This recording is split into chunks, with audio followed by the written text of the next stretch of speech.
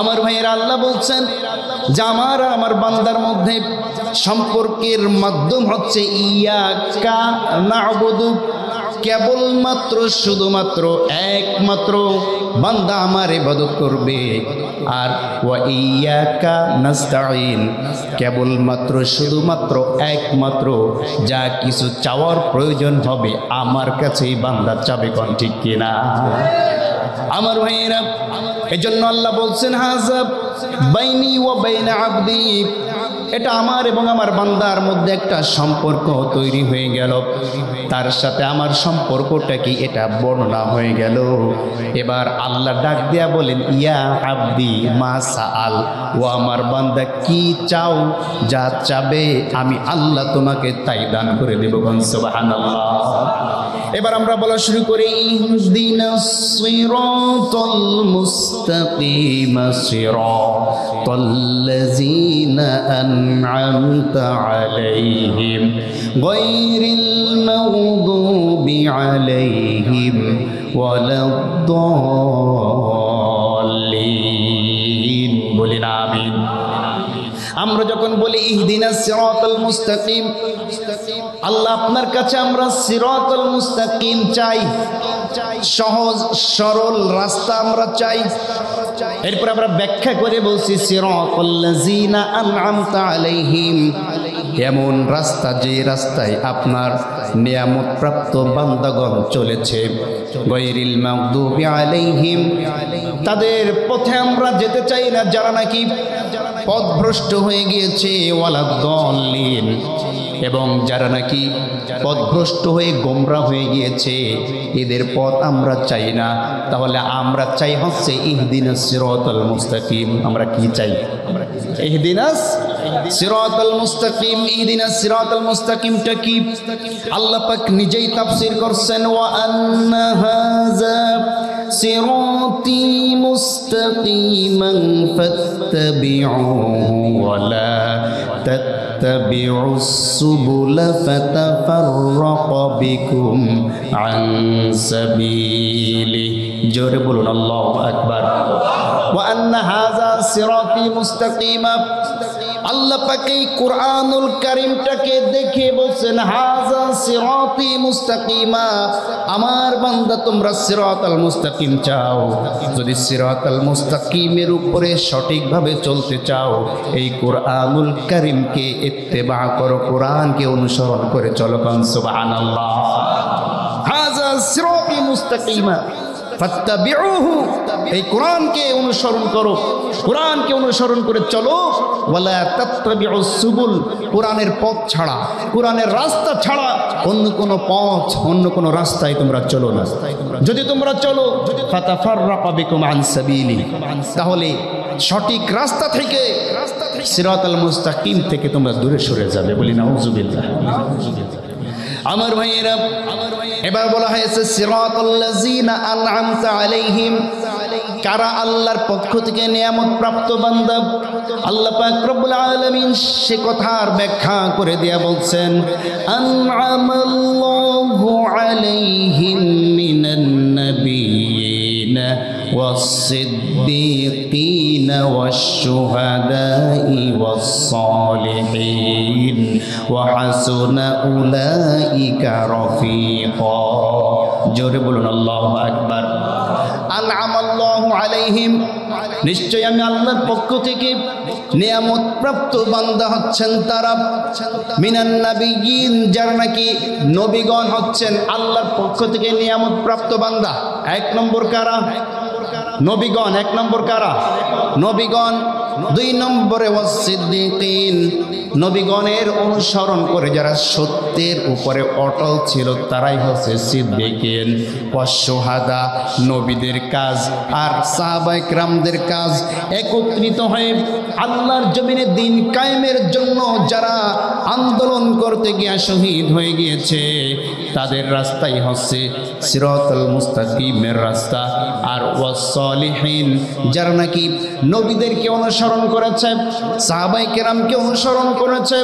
নবীরা যেই কাজ করেছে, নবীরা যেই কাজের অর্ডার দিয়েছে, যেই কাজের মনোনয়ন দিয়েছেন, সাহাবায়ে কেরামদের আমল যেইটা ছিল সেইটাকে অনুসরণ করেছে এবং শহীদদের পথে নিজেরাও কাজকর্ম করছে। কখনো বাজে কোনো কাজ করে না, মন্দ কোনো কাজ করে না, খারাপ পথে যায় না, তাদেরকে বলা হয় সলিহিন।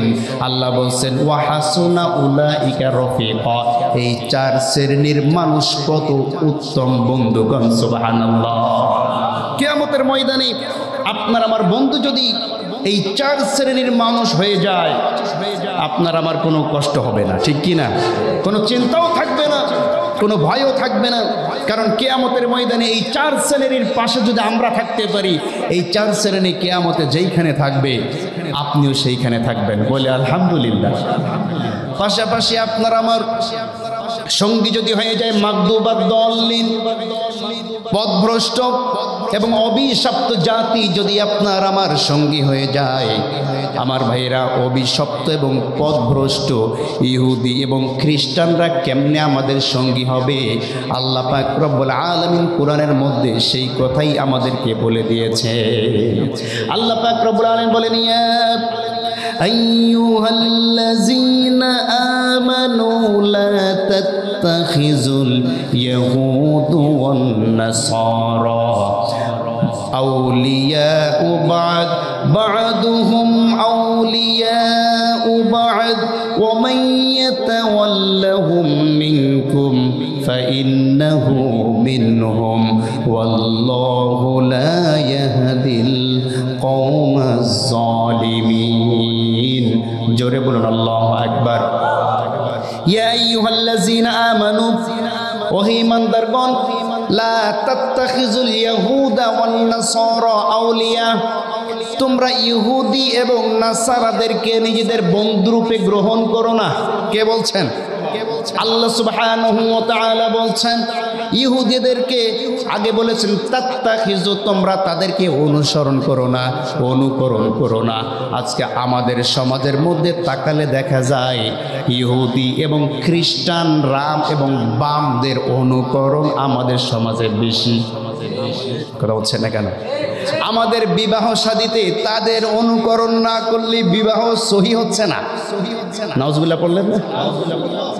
আচ্ছা বলেন তো, বিবাহ শাদীতে ছেলে এবং মেয়ে একত্রিত হয়ে বিয়ের আগে মেয়েটার গায়ে হলুদ মাখানোর অনুষ্ঠান করা, নাচানাচি করা কাদের আদর্শ? ইহুদি এবং নাসারা, বিশেষ করে আমাদের পশ্চিমে যাদের এলাকা, আমাদের পশ্চিমে কারা কথা বলছে না, দাদা বাবুরা। কারা দাদা বাবুরা? তাদের একটা কালচার, এই গায়ে হলুদের কালচার। কথা বলছেন না কেন? আমাদের সমাজে গায়ে হলুদের কালচার আগে থেকে পালন না করলে বিবাহ হচ্ছে না। কথা বলছেন না কেন? শুধু তাই নয়, গান বাজনা বাজানো এইটা তাদের কৃষ্টি কালচার, এটা তাদের রীতি, এটা তাদের নীতি। কিন্তু আমাদের সমাজে বিয়ের এক সপ্তাহ আগে থেকে গান বাজনা আছে না নাই? আসতে বলবেন না, আছে না নাই? গান বাজনা ছাড়া বিয়ে হয় না। শুধু তাই নয়, বিবাহের নামে কত প্রকার কার্যক্রম, সব কিছু হিন্দুয়ানি, খ্রিস্টানি এবং ইহুদিদের কার্যক্রম করা হয়। কথা বলেন ঠিক কিনা? শুধু তাই নয়, বিবাহ শাদী থেকে শুরু করে যত প্রকার অনুষ্ঠান আছে, আমাদের সমাজে কোনো নেতাকে সংবর্ধনা দিতে গেলে ইহুদিদের অনুসরণ ছাড়া তাকে সংবর্ধনা দেওয়া হচ্ছে না। কথা বলছেন না কেন? নেতা আসছে স্কুলে, নেতা আসছে কলেজে, হয় তিনি কলেজের স্কুলের সভাপতি অথবা কোনো বিশেষ অতিথি যেই হোক না কেন, নেতা এসেছে, স্কুলের সবচাইতে ব্রিলিয়ান্ট যে স্টুডেন্ট, দেখতে সুন্দরী, ওই মেয়েকে দিয়ে ফুলের তোড়া তাকে উপহার দেওয়ার হচ্ছে। নাউজুবিল্লাহ পড়ছেন কেন? তাই তো হচ্ছে এখন, এটা ইহুদিদের কালচার। ফুলের মালা পরানো হচ্ছে কেন? কোন পুরুষ মানুষ কি, ছেলে মানুষ কি ওই স্কুলে ছিল না? ওই কলেজে ছিল না? তাহলে কেন একজন মেয়েকে, একজন সাবালিকা মেয়েকে দিয়া একজন পরপুরুষের সামনে সুন্দর সেজে গুজে তাকে সংবর্ধনা দিতে হবে, তাকে মালা পরাইতে হবে। এটা পেয়েছেন কোথায়? এটা দিয়েছে আপনার দাদা বাবুরা, আপনারা গ্রহণ করে নিয়েছেন, ঠিক কি না? আমার ভাইয়েরা, শুধু তাই নয়, আল্লাহ নিষেধ করেছেন ইহুদি খ্রিস্টানদের অনুসরণ করা যাবে না। বর্তমান সময়ে পিকনিকের নামে, বনভোজনের নামেও যেটা হচ্ছে, এটাও তাদেরই অনুসরণ। কথা বলছেন না কেন? আল্লাহ পাক রব্বুল আলামিন কি বলেছেন কোরআনের মধ্যে? কুল সিরু ফিল আরদি ফানজুরু কাইফা কানা আকিবাতুল মুকাজ্জিবিন। জোরে বলুন আল্লাহু আকবার। তোমরা আমার জমিনের বুকে ভ্রমণ করো এবং ভ্রমণ করে করে দেখো, ফানজুরু উপলব্ধি করো, দেখো, গবেষণা করো, চিন্তা করো, কাইফা কানা আকিবাতুল মুকাজ্জিবিন। এই পৃথিবীর বুকে যারা নাকি মিথ্যাবাদী ছিল, যারা কোরআনকে অস্বীকার করেছিল, ইসলামকে যারা অস্বীকার করেছিল, অন্য আয়াতে আছে কাইফা কানা আকিবাতুল মুজরিমিন, যারা নাকি অপরাধী ছিল, স্বৈরাচার ছিল, যারা নাকি জালিম ছিল, যারা নাকি মানুষের উপর জুলুম করতো, মানুষের হকগুলা নষ্ট করতো, আমি তাদেরকে কি অবস্থায় রেখে দিয়েছি, এইগুলা দেখে দেখে তোমরা শিক্ষা নাও। এইটার নাম হচ্ছে শিক্ষা সফর। কিন্তু বর্তমান সময়ে শিক্ষা সফরের নামে ছেলে এবং মেয়ে একত্রিত হয়ে, মেয়েরা সাজগোজ করে টিচার এবং মেয়ে একসাথে নাচতে নাচতে আসে। কথা বলছেন না কেন? শিক্ষকও নাচে, ছাত্রীও নাচে। কথা বলছেন না কেন? শুধু তাই না, বর্তমান সময় স্কুল কলেজের বুকে স্বাধীনতা আয়োজন অনুষ্ঠানের নামেও এই ধরনের নাচ গানের আয়োজন করে টিচার আর ছাত্র ছাত্রী একসাথে নাচছে।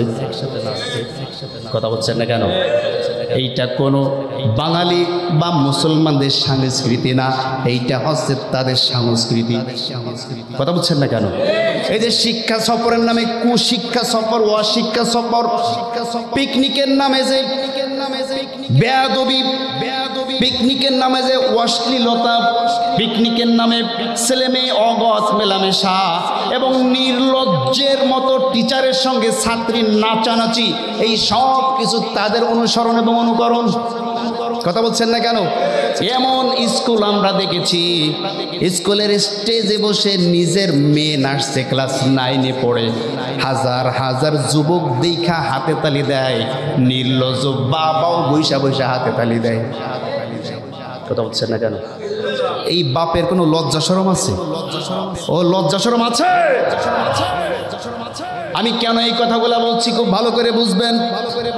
বিবাহ শাদীতে, সংবর্ধনা অনুষ্ঠানে, যে কোনো অনুষ্ঠান, আচার অনুষ্ঠান যাই হোক না কেন, কোনো অনুষ্ঠানে ইহুদি এবং খ্রিস্টানদের এই কালচার যখন অবলম্বন করা হবে, আল্লাহ বলছেন ওয়ামাইয়াতাওয়াল্লাহুম মিনকুম, যদি তোমরা তাদের অনুসরণ করো, ফাইন্নাহু মিনহুম, তোমরাও তাদেরই একজন।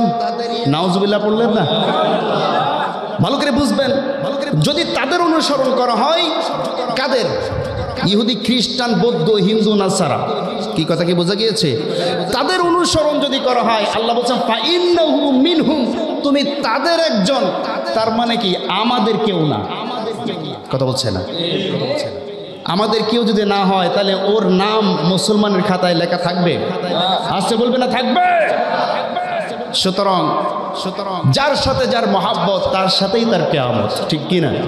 এই দুনিয়ায় আপনি ইহুদি খ্রিস্টানদের অনুসরণ করবেন, ইহুদি খ্রিস্টানদের অনুকরণ করবেন, আর মনে করবেন যে আমি বিশাল দানবীর, আমি বিশাল আল্লাহওয়ালা, 5 ওয়াক্ত নামাজি, তসবিহ গুনতে গুনতে মুখ থেকে ফেনা বাহির হয়ে যায়, হজ করেছে জীবনে 5 বার, আল্লাহ জান্নাত আমাকে ছাড়া দেবে কাকে? কথা বলছেন না কেন? কিন্তু আপনি যে ওই যে ইহুদি খ্রিস্টানদের অনুকরণ করে নিজের মেয়েটাকে বিবাহ দিয়েছেন, আপনার নাম তো মুসলমান থেকে কেটে তাদের খাতায় উঠে গিয়েছে। আপনি কি তওবা করেছেন? কথা বলছেন না। তওবা কি করে? তওবা না করা পর্যন্ত সে ব্যক্তির মুসলমানের খাতায় আবার নামটা ফিরে আসবে।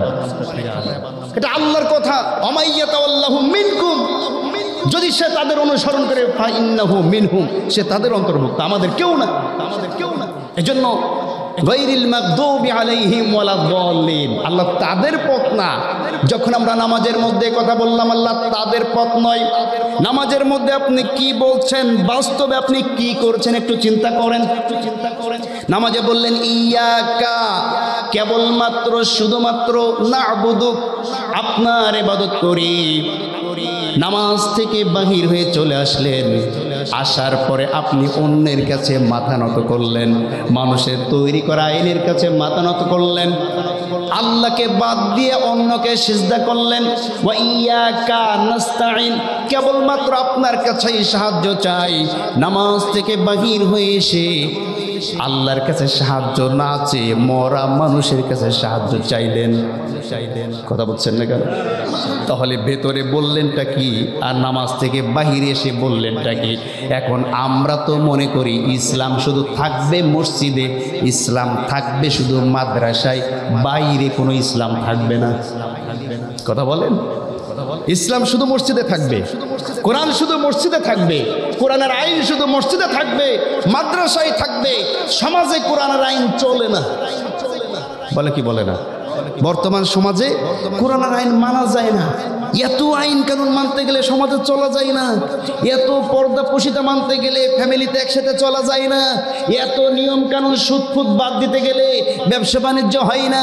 সুতরাং ওই কথা এখন দরকার নাই, কোরআনের আইন এখন সমাজে দরকার নাই। আছে না নাই? আসতে বলবেন না আছে না নাই? আপনি নামাজের মধ্যে বলছেন এক কথা, বাইরে এসে করছেন আর একটা কাজ, মুখে বলে একটা, কাজে করে আর একটা। তার নাম কি? আসতে বলবেন না তার নাম কি? আমার ভাইরা, আমরা এই সূক্ষ্ম বিষয়গুলো জানি না, এজন্য আমাদের কাজ যাতে ইহুদি এবং খ্রিস্টানদের মতো না হয়ে যায়। আমরা মুসলমান, আমাদের কাজ হবে মুসলমানের মতো। আর মুসলমান শব্দের অর্থ হচ্ছে আত্মসমর্পণ করা। মুসলমান শব্দের অর্থ কি? মুসলমান শব্দের অর্থ হচ্ছে আত্মসমর্পণ করা। আত্মসমর্পণ করার অর্থ হচ্ছে আপনি যখন কোনো ব্যক্তির সামনে, কোনো জাতির সামনে আত্মসমর্পণ করে দিলেন, তার মানে আপনি নিজেকে তার জন্য সঁপে দিলেন। সে আপনাকে দিয়া যা খুশি তাই করতে পারে। যখন দুই দলের মধ্যে যুদ্ধ হয়, দুইটা রাষ্ট্রের মধ্যে যুদ্ধ হয়, যুদ্ধের মাঝখানে যদি প্রতিপক্ষ আত্মসমর্পণ করে, আত্মসমর্পণ করার পরে এবার যোদ্ধা যারা আছে তারা যদি তাদেরকে ধরে দড়ি দিয়ে মাজায় বাঁধে, ওকে বলে নাকি মিয়া মাজায় দড়ি বাঁধো কেন? এ কথা বলার সাহস আছে না? তুমি আমাকে ধরেছ, আমি আত্মসমর্পণ করেছি, তুমি আমার দড়ি মাজায় বাঁধো না হাতে বাঁধো, এটা তোমার ব্যাপার। মাজায় দড়ি বেঁধে যখন নিয়ে যায়, জেলখানার মধ্যে রেখে দেয়, কোনো অভিযোগ করতে পারে নাকি? কোনো অভিযোগ নাই। আত্মসমর্পণ করেছি, জেলখানায় রাখো আর রাস্তায় রাখো, তোমার খুশি। কথা বলছেন না কেন? ভালো লাগলেও মেনে নাই, ভালো না লাগলেও মেনে নাই। ঠিক কি নজরে বলেন? ঠিক তেমনি ভাবে আমরা যেহেতু নিজেরা মুসলমান, আত্মসমর্পণ করেছি আল্লাহর কাছে, সুতরাং আল্লাহর বিধান শোনার পরে আমার মনে খারাপ লাগতে পারে, সমাজে এইটার বিপরীত কাজ থাকতে পারে, আমার ফ্যামিলি এটা গ্রহণ করতে নাও পারে, মনের মধ্যে আমার ভালো নাও লাগতে পারে, মনোপুত নাও হতে পারে। ভালো লাগলেও মানতে হবে, না লাগলেও মানতে হবে, সমাজে থাকলেও মানতে হবে, না থাকলেও মেনে নিতে হবে। এর নামই হচ্ছে মুসলমান। ঠিক কি না? সুতরাং দুইটা জিনিস আল্লাহ সুবহানাহু ওয়া তাআলার সাথে সম্পর্কের সবচেয়ে উত্তম মাধ্যম, একটা হচ্ছে সালাতের মধ্যে সিজদা দেওয়া। একটা কি? সালাতের মধ্যে সিজদা দেওয়া। আর দুই নম্বর হচ্ছে কোরআন তেলাওয়াত করা, কোরআন তেলাওয়াত শোনা, কোরআনের আয়োজন করা, কোরআনের কাছে আসা। যত বেশি কোরআন তেলাওয়াত করা হবে, যত বেশি কোরআন থেকে আলোচনা করা হবে, তত বেশি আল্লাহ পাক রব্বুল আলামিন বান্দার ঈমানগুলোকে বৃদ্ধি করে দিবেন। সুবহানাল্লাহ। আল্লাহ রাব্বুল আলামিন বলেন, ইন্নামাল মুমিনুনা আল্লাযীনা ইযা যুকিরাল্লাহু ওয়াজিলাত কুলুবুহুম ওয়া ইযা তুলিয়াত আলাইহিম আয়াতুহু যাদাতুহুম ঈমানা। জোরে বলুন আল্লাহু আকবার। নিশ্চয় মুমিন হচ্ছে তারা, প্রকৃতপক্ষে মুমিন হতে পারবে তারা আল্লাযীনা ইযা যুকিরাল্লাহ, যাদের সামনে কোরআন থেকে তেলাওয়াত করা হয়, যাদের সামনে কোরআন থেকে আলোচনা করা হয়, যাদের সামনে কোরআনের কথা বর্ণনা করা হয়, ওয়াজিলাত কুলুবুহুম, কোরআনের বর্ণনা শোনার সঙ্গে সঙ্গে, কোরআনের আলোচনা শোনার সঙ্গে সঙ্গে, কোরআনের আহ্বান শোনার সঙ্গে সঙ্গে, ওয়াজিলাত কুলুবুহুম, তার দিলের মধ্যে একটা কাঁপুনি দিয়ে ওঠে, ঝাঁকা মেরে ওঠে। ঠিক কিনা যারা বলেন, তারাই হচ্ছে প্রকৃত মুমিন। আমার ভাইরা, স্কুলে যারা পড়াশোনা করেন বা করান, স্কুলের মধ্যে দেখবেন, বর্তমান সময়ের কথা বলছি না, 90 দশকের কথা বলছি, আমরা যখন টিচার ছিলাম অথবা কওমি মাদ্রাসায় এখনো আছে, দেখবেন স্কুলের মধ্যে কিছু কিছু স্কুলে হেড স্যারকে ওই স্কুলের সকলে ভয় পায়, ঠিক কিনা? আবার কিছু কিছু স্কুলে দেখবেন হেড স্যারকে ভয় পায় না, কিন্তু ওই স্কুলের ইংলিশ টিচার অথবা অঙ্ক টিচার অত্যন্ত রাগী। এমন হয় না? কোনো ক্লাসের পড়া যদি না হয়, অন্তত অঙ্ক আর ইংরেজি খুব ভালো করে পড়িয়া যায়। তার কারণ কি? যদি এই দুইটা পড়া না করে যাই, অন্য টিচাররা কিছু না বললেও উত্তম মাধ্যম খাওয়া লাগবে ইংলিশ টিচারের কাছে, ঠিক কি না? ইংলিশ টিচার যখন স্কুলের মধ্যে পা রাখে, পুরা স্কুল থমথমে হয়ে যায়, পুরা স্কুল চিল্লাপাল্লা সব বন্ধ, একবারে বুকের মধ্যে ধপধপ শুরু হয়ে যায়, না জানি পাশার পর বাড়ি আমাকেই দেয়, ঠিক কি না?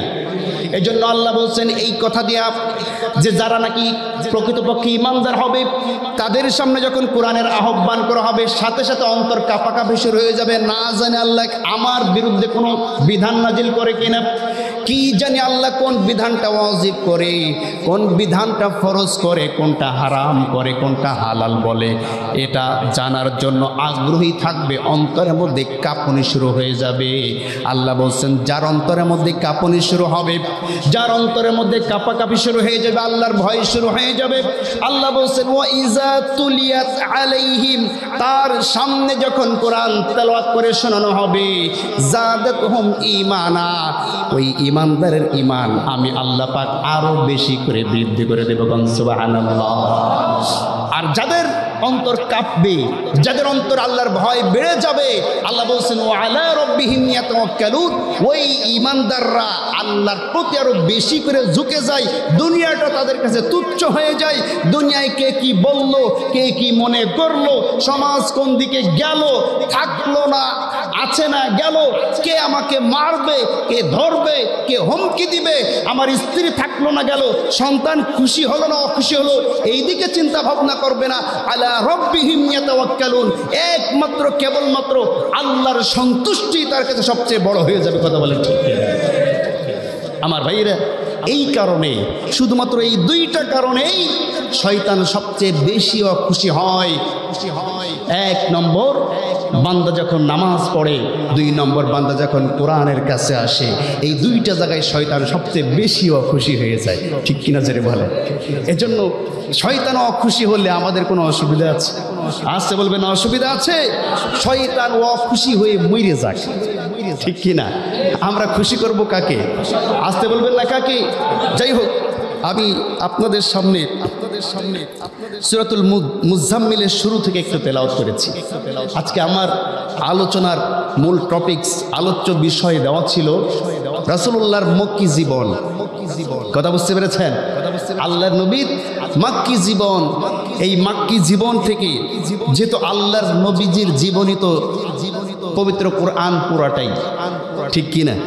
আম্মাজান আয়েশাকে প্রশ্ন করা হয়েছিল যে আম্মাজান আয়েশা, নবীজির চরিত্র কেমন, নবীজির জীবনটা কেমন? আল্লাহ নবী বললেন, তুমি কি কোরআন পড়ো না? গোটা কোরআনটাই তো নবীজির চরিত্র। সুবহানাল্লাহ। তাহলে যদি গোটা কোরআনটা নবীজির চরিত্র হয়, সেই নবীর চরিত্র থেকে আমরা যদি মনে করি একটা চ্যাপ্টার আমরা এক রাত্রে শেষ করে ফেলে দিব, এটা কি পারা যাবে নাকি? আসতে বলবে না পারা যাবে, কারণ এই কোরআন তো সমুদ্রের চাইতো গভীর, আকাশের চাইতো অসীম, ঠিক কিনা? শুধু তাই নয়, আল্লাহ বলছেন লাউ কানাল বাহরু মিদাদাল লিকালিমাতি রাব্বি লানাফিদাল বাহর ক্বাবলা আন তানফাদা কালিমাতু রাব্বি ওয়ালাউ জিনা বিমিসলিহি মাদাদা। জোরে বলুন আল্লাহু আকবার।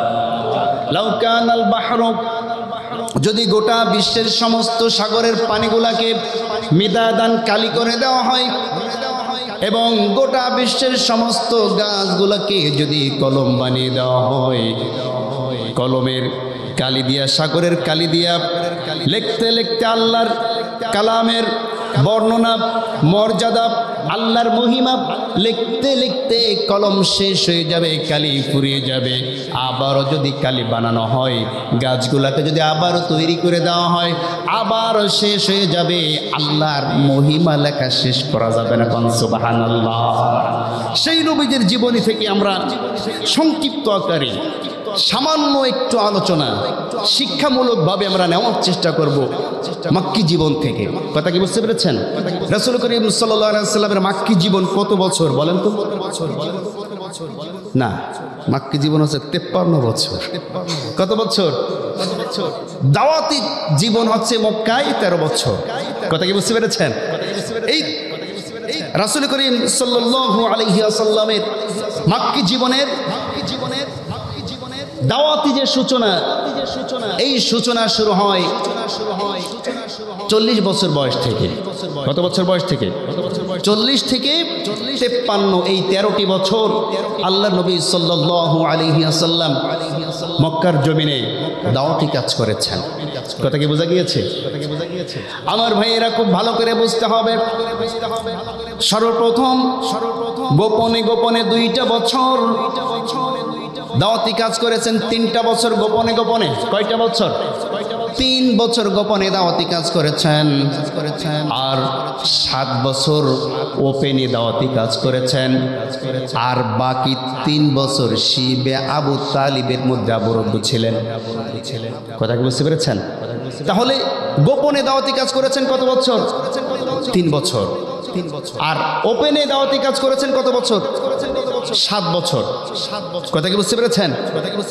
এই 7 বছরের মধ্যে 3 বছর গোপনে দাওয়াত দেওয়ার পরে প্রকাশ্যে যখন দাওয়াত দেওয়া শুরু করলেন, আমি সারমর্ম বলে আলোচনায় ঢুকবো ইনশাআল্লাহ। প্রথম 2 বছর যে এত পরিমাণ নির্যাতন আল্লাহ নবীকে সহ্য করতে হয়েছে, আমার ভাইরা, নির্যাতনের পর নির্যাতন শুধু নবীর উপরে নয়, আল্লাহ নবীর হাতে হাত রেখে যেই সমস্ত সাহাবায়ে কেরাম ঈমান এনেছিলেন, ইসলাম কবুল করেছিলেন, তাদের উপরও চরম নির্যাতন এবং নিপীড়ন শুরু হয়ে গিয়েছিল। কথা বলেন ঠিক কি না? আমার ভাইয়েরা, খুব ভালো করে বুঝতে হবে। আমি আলোচনা শুরু করছি, একটু কান লাগান, একটু মনোযোগ দিয়ে শোনেন। 2-1টা কথাও যদি আমরা বাড়িতে নিয়ে যেতে পারি, 2-1টা শিক্ষাও যদি আমরা নিতে পারি, এইটাই আমাদের জন্য যথেষ্ট। ঠিক কিনা? আল্লাহ নবীর বয়স 40 বছর। কত বছর? 40 বছর। 40 বছর বয়স থেকেই কিন্তু আল্লাহর নবী আল্লাহর ইবাদত করতেন না। আল্লাহ নবীর বুঝ শক্তি হওয়ার পর থেকে আল্লাহ নবী সাল্লাল্লাহু আলাইহি ওয়াসাল্লাম রব কোথায় থাকে, রবকে তালাশ করার জন্য তিনি সর্বাবস্থায় ব্যাকুল থাকতেন। সুবহানাল্লাহ। নবীজি আল্লাহকে তালাশ করতেন, আল্লাহকে খোঁজার জন্য। অনেক আগে থেকেই তিনি মাঝে মাঝে নির্জনতা অবলম্বন করতেন। একটা উদাহরণ দিলে বুঝবেন। আপনার এই গ্রামের মানুষ, মনে করেন যে এই 6 গম্বুজ মসজিদের এলাকায় যারা বসবাস করেন, এই এলাকার মধ্যে সমস্ত দলের লোক আছে। আমি কোনো দলের বিপক্ষে বলি না, সমস্ত দলের লোক আছে। এখন এই দলবল যারা আছে এরা সকলে মিলে মনে করেন যে 50টা বসবাসকারী। কয়জন বসবাসকারী? 50 জন বসবাসকারী, 50টা ঘর। এই 50টা ঘরের মধ্যে 49 জন বেনামাজি, 49 জন সুদখোর, 49 জন বেঈমান। আপনি একা নামাজি, আপনি একা হালাল উপার্জনকারী, আপনি একা ভদ্রলোক। এবার বলেন তো 49 জনের মধ্যে আপনি একা যদি ভালো হন, এই এলাকা কি আপনার ভালো লাগবে নাকি? ভালো লাগবে? আপনার একটু মনে হবে, আর এই এলাকা ছেড়ে যদি একটু চলে যেতে পারতাম, দূরে কোথাও থাকতে পারতাম, একটু নিরিবিলি হতে পারতাম, একটু নির্জনতা আপনার পছন্দ হয়ে যাবে। ঠিক কি না? আমার ভাইরা, আল্লাহর নবীর ওই সময়টা ছিল জাহিলিয়াতের সময়। কিসের সময়? জাহিলিয়াতের সময়, অন্ধকারের যুগ। তুচ্ছ তুচ্ছ ঘটনা নিয়ে গোত্রের পর গোত্র 40 বছর 50 বছর যুগের পর যুগ তারা হানাহানিতে লিপ্ত থাকতো, রক্তারক্তিতে লিপ্ত থাকতো। নারীদের কোনো অধিকার ছিল না, এতিমদের কোনো অধিকার ছিল না। আমার ভাইয়েরা, যে যার মতো করে লুটপাট করত, বাইরে থেকে যদি কেউ আসতো ডাকাতি করে সেই মালগুলাকে নিজেরা হালাল মনে করে খেয়ে ফেলতো। নানামুখী এই সমস্যায় জর্জরিত অবস্থায় আল্লাহর নবী একটু নিরিবিলি নির্জনতা অবলম্বন করতেন। এই নির্জনতা অবলম্বন করার জন্য মাঝে মাঝে তিনি হেরা পর্বত গুহার মধ্যে যেতেন। আসতে বলবেন না, কোথায় যেতেন? হেরা পর্বত গুহার মধ্যে তিনি যেতেন।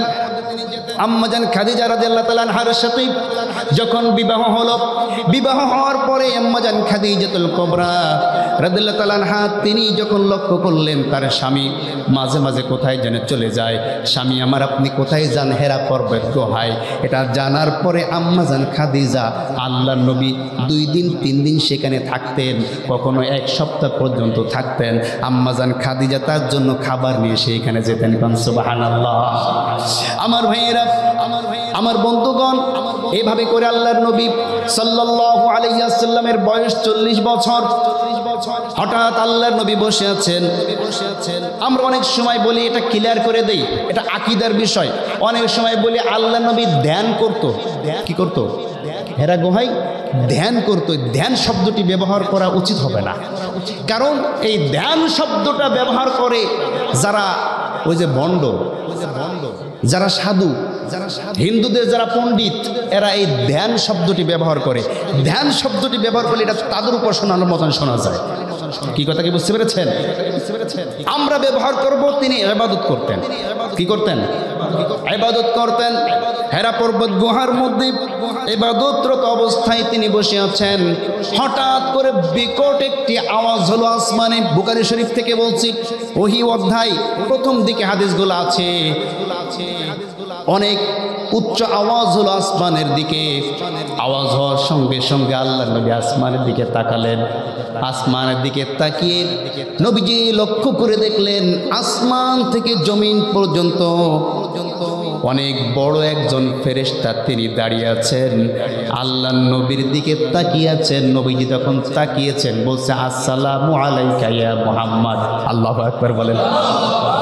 আমার ভাইয়েরা, আমার বন্ধুগণ, হঠাৎ এই অবস্থা দেখি নবীজি একটু আতঙ্কিত হয়ে গেলেন, ভয় পেয়ে গেলেন। একটু ভয়ে ভয়ে তিনি তার দিকে যখন তাকিয়ে আছে, ফেরেশতা এবার এসে বলছে, জিয়া মোহাম্মদ ইকরা, মোহাম্মদ তুমি পড়ো। বলছে আমি তো পড়তে জানি না। এ কথা বলার সঙ্গে সঙ্গে আল্লাহ নবীকে নিজের বুকের সাথে জাপটে ধরলেন, ছেড়ে দিয়ে বলছেন পড়ো। দ্বিতীয়বার বলছেন আমি পড়তে জানি না। দ্বিতীয়বার আবারও জাপটে ধরেছেন, একই কথা বলছেন পড়ো, আমি তো পড়তে জানি না। তৃতীয়বার আল্লাহ নবী বলছেন, তৃতীয়বার আমাকে এত জোরে বুকের সাথে চাপ দেওয়া হয়েছিল, আমার মনে হচ্ছিল আমার প্রাণবায়ুটা এখনই বাহির হয়ে চলে যাবে, আমি বোধহয় মারা যাব। আমাকে যখন ছেড়ে দেওয়া হলো, ছেড়ে দিয়ে বলা শুরু হলো, ইকরা বিসমি রাব্বিকাল্লাযী খলাক। এই কথা বলার সঙ্গে সঙ্গে আল্লাহ নবী পড়া শুরু করে দিলেন, ইকরা বিসমি রাব্বিকাল্লাযী খলাক, খলাকাল ইনসানা মিন আলাক, ইকরা ওয়া রাব্বুকাল আকরামুল্লাযী আল্লামা বিল কলম, আল্লামাল ইনসানা মা লাম ইয়ালাম। জোরে বলুন আল্লাহু আকবার। এই 5টি আয়াত যখন নাজিল হয়ে গেল, ইকরা ও নবী তুমি পড়ো, বিসমি রব্বিকা, সেই রবের নামে, আল্লাযী খলাক, যিনি তোমাকে সৃষ্টি করেছেন, খলাকাল ইনসান, যিনি মানুষকে সৃষ্টি করেছেন, মিন থেকে আলাক, শুক্রবিন্দু, যিনি মানুষদেরকে শুক্রবিন্দু থেকে সৃষ্টি করেছেন। ইকরা তুমি পড়ো, তুমি যত বেশি পড়বে, ও রব্বুকা, তোমার রবের পড়া, তুমি তোমার রবকে নিয়ে যত স্টাডি করবে, তুমি তো রবকে নিয়ে যত গবেষণা করবে, ও রব্বুকাল আকরাম, তুমি দেখবে তোমার স্টাডি শেষ কিন্তু তোমার রবের মর্যাদা তার চেয়ে বেশি। আল্লাহু আকবার বলেন। আল্লাজি কোন রব, আল্লামা যিনি মানুষদেরকে শিক্ষা দিয়েছেন বিল কলাম, কলমের মাধ্যমে। কিসের মাধ্যমে? কলমের মাধ্যমে শিক্ষা দিয়েছেন। আল্লামাল ইনসানা মা লাম ইয়ালাম, আল্লাহ শিক্ষা দিয়েছেন এমন বিষয় যে বিষয়গুলা তুমি এবং মানুষ ইতিপূর্বে জানতো না। কোন সুবহানাল্লাহ। না জানা জিনিস, অজানা জিনিস জানিয়েছেন কে? আসতে বলবেন না, জানিয়েছেন কে? আপনি যত বেশি কৌতূহলী, আপনি যত বেশি প্রশ্নকারী, তত বেশি আপনি কোরআন পড়বেন, কোরআনের তাফসীর পড়বেন, দেখবেন আপনার যত কৌতূহল সব দূর হয়ে যাবে, আপনার যত প্রশ্ন সব উত্তর আপনি পেয়ে যাবেন, আপনার যত জানার আগ্রহ, যত কোরআন পড়বেন তত বেশি দেখবেন অজানা জিনিস আপনি কোরআন থেকে জানতে পারছেন। ঠিক কিনা ধরে বলেন? আমার ভাইয়েরা, এই আয়াতগুলো যখন নাজিল হয়ে গেল, আল্লাহ নবী সাল্লাল্লাহু আলাইহি ওয়াসাল্লাম চলে আসলেন বাড়িতে। বাড়িতে আসার পরে তিনি একটু আতঙ্কিত হয়ে গেলেন। হঠাৎ করে এত বড় একটি বিষয় সংঘটিত হলো। আল্লাহ নবী আম্মাজান খাদিজাতুল কুবরা রাদিয়াল্লাহু তাআলা আনহাকে ডাক দিয়ে বলছেন, ও খাদিজা, আপনি এক কাজ করেন, আমাকে একটু কম্বল দিয়ে ঢেকে দেন, আমি তো ভয় পেয়েছি, শরীরে জ্বর এসেছে। কেন, কি হয়েছে গো স্বামী? বলছে এই ব্যাপার, আমি এমন দৃশ্যর কখনো দেখি নাই, আমার সাথে এই সমস্ত বিষয় সংঘটিত হয়েছে এবং এই আয়াতগুলা নাজিল হয়েছে। আম্মাজান খাদিজা স্বামীকে বলছে, ও স্বামী, আপনি তো গরিবের হক আদায় করেন, আপনি তো বিধবাদের পাশে দাঁড়ান, আপনি এতিমের হক আদায় করে দেন, আপনি আত্মীয়তার সম্পর্ক ছিন্ন করেন না। সুতরাং আপনার মতো ভালো মানুষের সঙ্গে কোনো শয়তান অপকর্ম করতে পারে না, কোনো শয়তান আপনাকে আসর করতে পারে না। আমার মনে হয় যা হয়েছে ভালো কিছু হয়েছে, আপনার সাথে খারাপ কিছু হয় নাই। কোন সুবহানাল্লাহ। একজন স্বামীর ব্যাপারে ইসলাম পালন করার জন্য স্ত্রী যদি সাপোর্ট করে, তাহলে ওই পুরুষের জন্য ইসলাম পালন করা সহজ হয়ে যায়। ঠিক কি না? কিন্তু স্ত্রী যদি ইসলামী মাইন্ডের না হয়, সে যদি আধুনিকতার দিকে তার বেশি খেয়াল থাকে এবং স্বামীর হুকুম যদি তেমন পালনকারিনী না হন, তাহলে এই স্বামীর পক্ষে ইসলাম পালন করা, ইসলামের পথে চলা অত্যন্ত কঠিন হয়ে যায়। ঠিক কি না? আমার ভাইয়েরা, অধিকার ব্যাখ্যায় যেতে পারবো না, সময় অল্প। আল্লাহ নবী সাল্লাল্লাহু আলাইহি ওয়াসাল্লাম ঘুমায় আছেন। রাত্রবেলায় আবারও জিবরিল আলাইহিস সালাম এসে গিয়েছেন। সুবহানাল্লাহ পড়েন। জিবরিল আলাইহিস সালাম এসে আল্লাহ নবীকে ডাক দেয়া বলছেন, ইয়া আইয়ুহাল মুযাম্মিল কুমিল লাইলা ইল্লা কলিলা। জোরে বলুন আল্লাহু আকবার।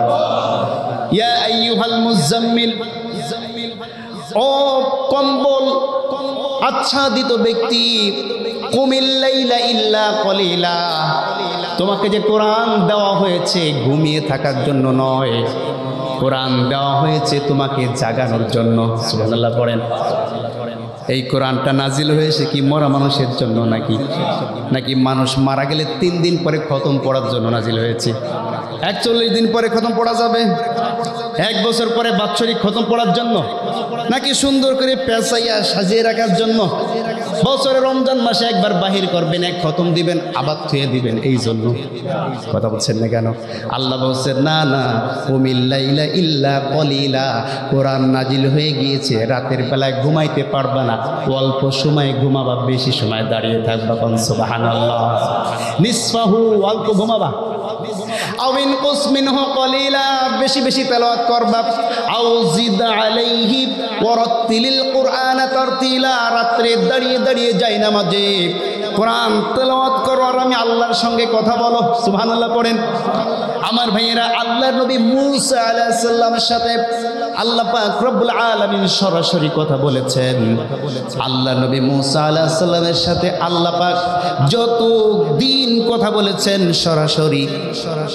এই অবস্থা যখন হয়েছে, আল্লাহর নবী অর্থাৎ মুহাম্মদ রাসূলুল্লাহ সাল্লাল্লাহু আলাইহি ওয়াসাল্লামকে সেই বিষয় থেকে আরো একটু বেশি সম্মানিত করার জন্য আল্লাহ পাক ঘোষণা করে দিয়েছেন যে কোরআন পড়বে সে আমি আল্লাহর সাথে কথা বলবে। সুবহানাল্লাহ। আমার ভাইয়েরা, এজন্য আউজিদ আলাইহি, ওয়ারাত্তিলিল কুরআন তারতিলা, বেশি বেশি করে কোরআন তেলাওয়াত করো এবং কোরআন তেলাওয়াত করবে থেমে থেমে, জেনে জেনে, বুঝে বুঝে এবং সুস্পষ্টভাবে তাসবিহের সাথে তেলাওয়াত করো। সুবহানাল্লাহ। আমার ভাইয়েরা, আমার বন্ধুগণ, এইভাবে কোরআন নাজিল হচ্ছিল, পুরা সূরাটাই নাজিল হয়ে গেল। কোন কোন তাফসীরের মধ্যে আছে পুরা সূরাটাই এই রাত্রে নাজিল হলো, সূরাতুল মুজাম্মিল। নাজিল হওয়ার পরে আল্লাহর নবী যখন এই কুরআনুল কারীম নিয়ে তিনি তেলাওয়াত করা শুরু করে দিলেন, নামাজ পড়া শুরু করলেন।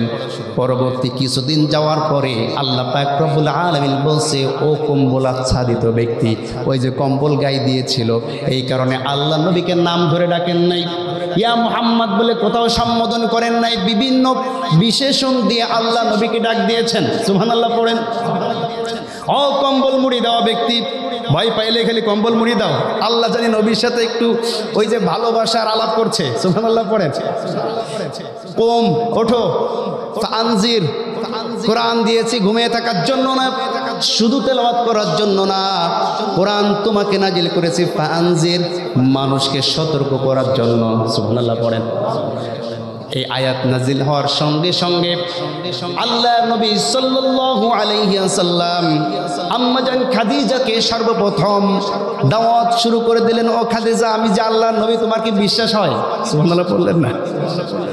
আম্মাজান খাদিজা বলছে, অবশ্যই বিশ্বাস হয়, কারণ আপনি যে আল্লাহর নবী তার মধ্যে আমার খাদিজার বিন্দু পরিমাণ কোনো সন্দেহ নাই। কোন সুবহানাল্লাহ। আমার ভাইয়েরা, আম্মাজান খাদিজা ইসলাম গ্রহণ করলেন। একজন স্বামী কেমন ভদ্রলোক না ভালো মানুষ, তার স্ত্রী চাইতে আরো বেশি অন্য কোনো ব্যক্তি জানে না। জানে নাকি? একজন স্ত্রী যখন সার্টিফিকেট দিবে আমার স্বামী ভালো ছিল, ওই স্বামীর জন্য আল্লাহ পাক জান্নাত ওয়াজিব করে দেয়। সুবহানাল্লাহ। কোন স্ত্রী যদি কোনো স্বামীর পক্ষে সাপোর্ট দেয় যে আমার স্বামী ভালো ছিল, আচ্ছা বলেন তো বুকে হাত দিয়া, আমাদের স্ত্রী কি আমাদের পক্ষে সাপোর্ট দিতে পারবে? পারবে? কারণ যে ব্যবহার করি আমরা তাদের সাথে, আমার তো মনে হয় না, আমিও পারবো না ভাই, আপনাদের কথা কি, আমিও বলতে পারবো না যে আমার স্ত্রী আমার পক্ষে সাপোর্ট দেবে, বলতে পারবো কি? কথা কি বুঝতে পেরেছেন?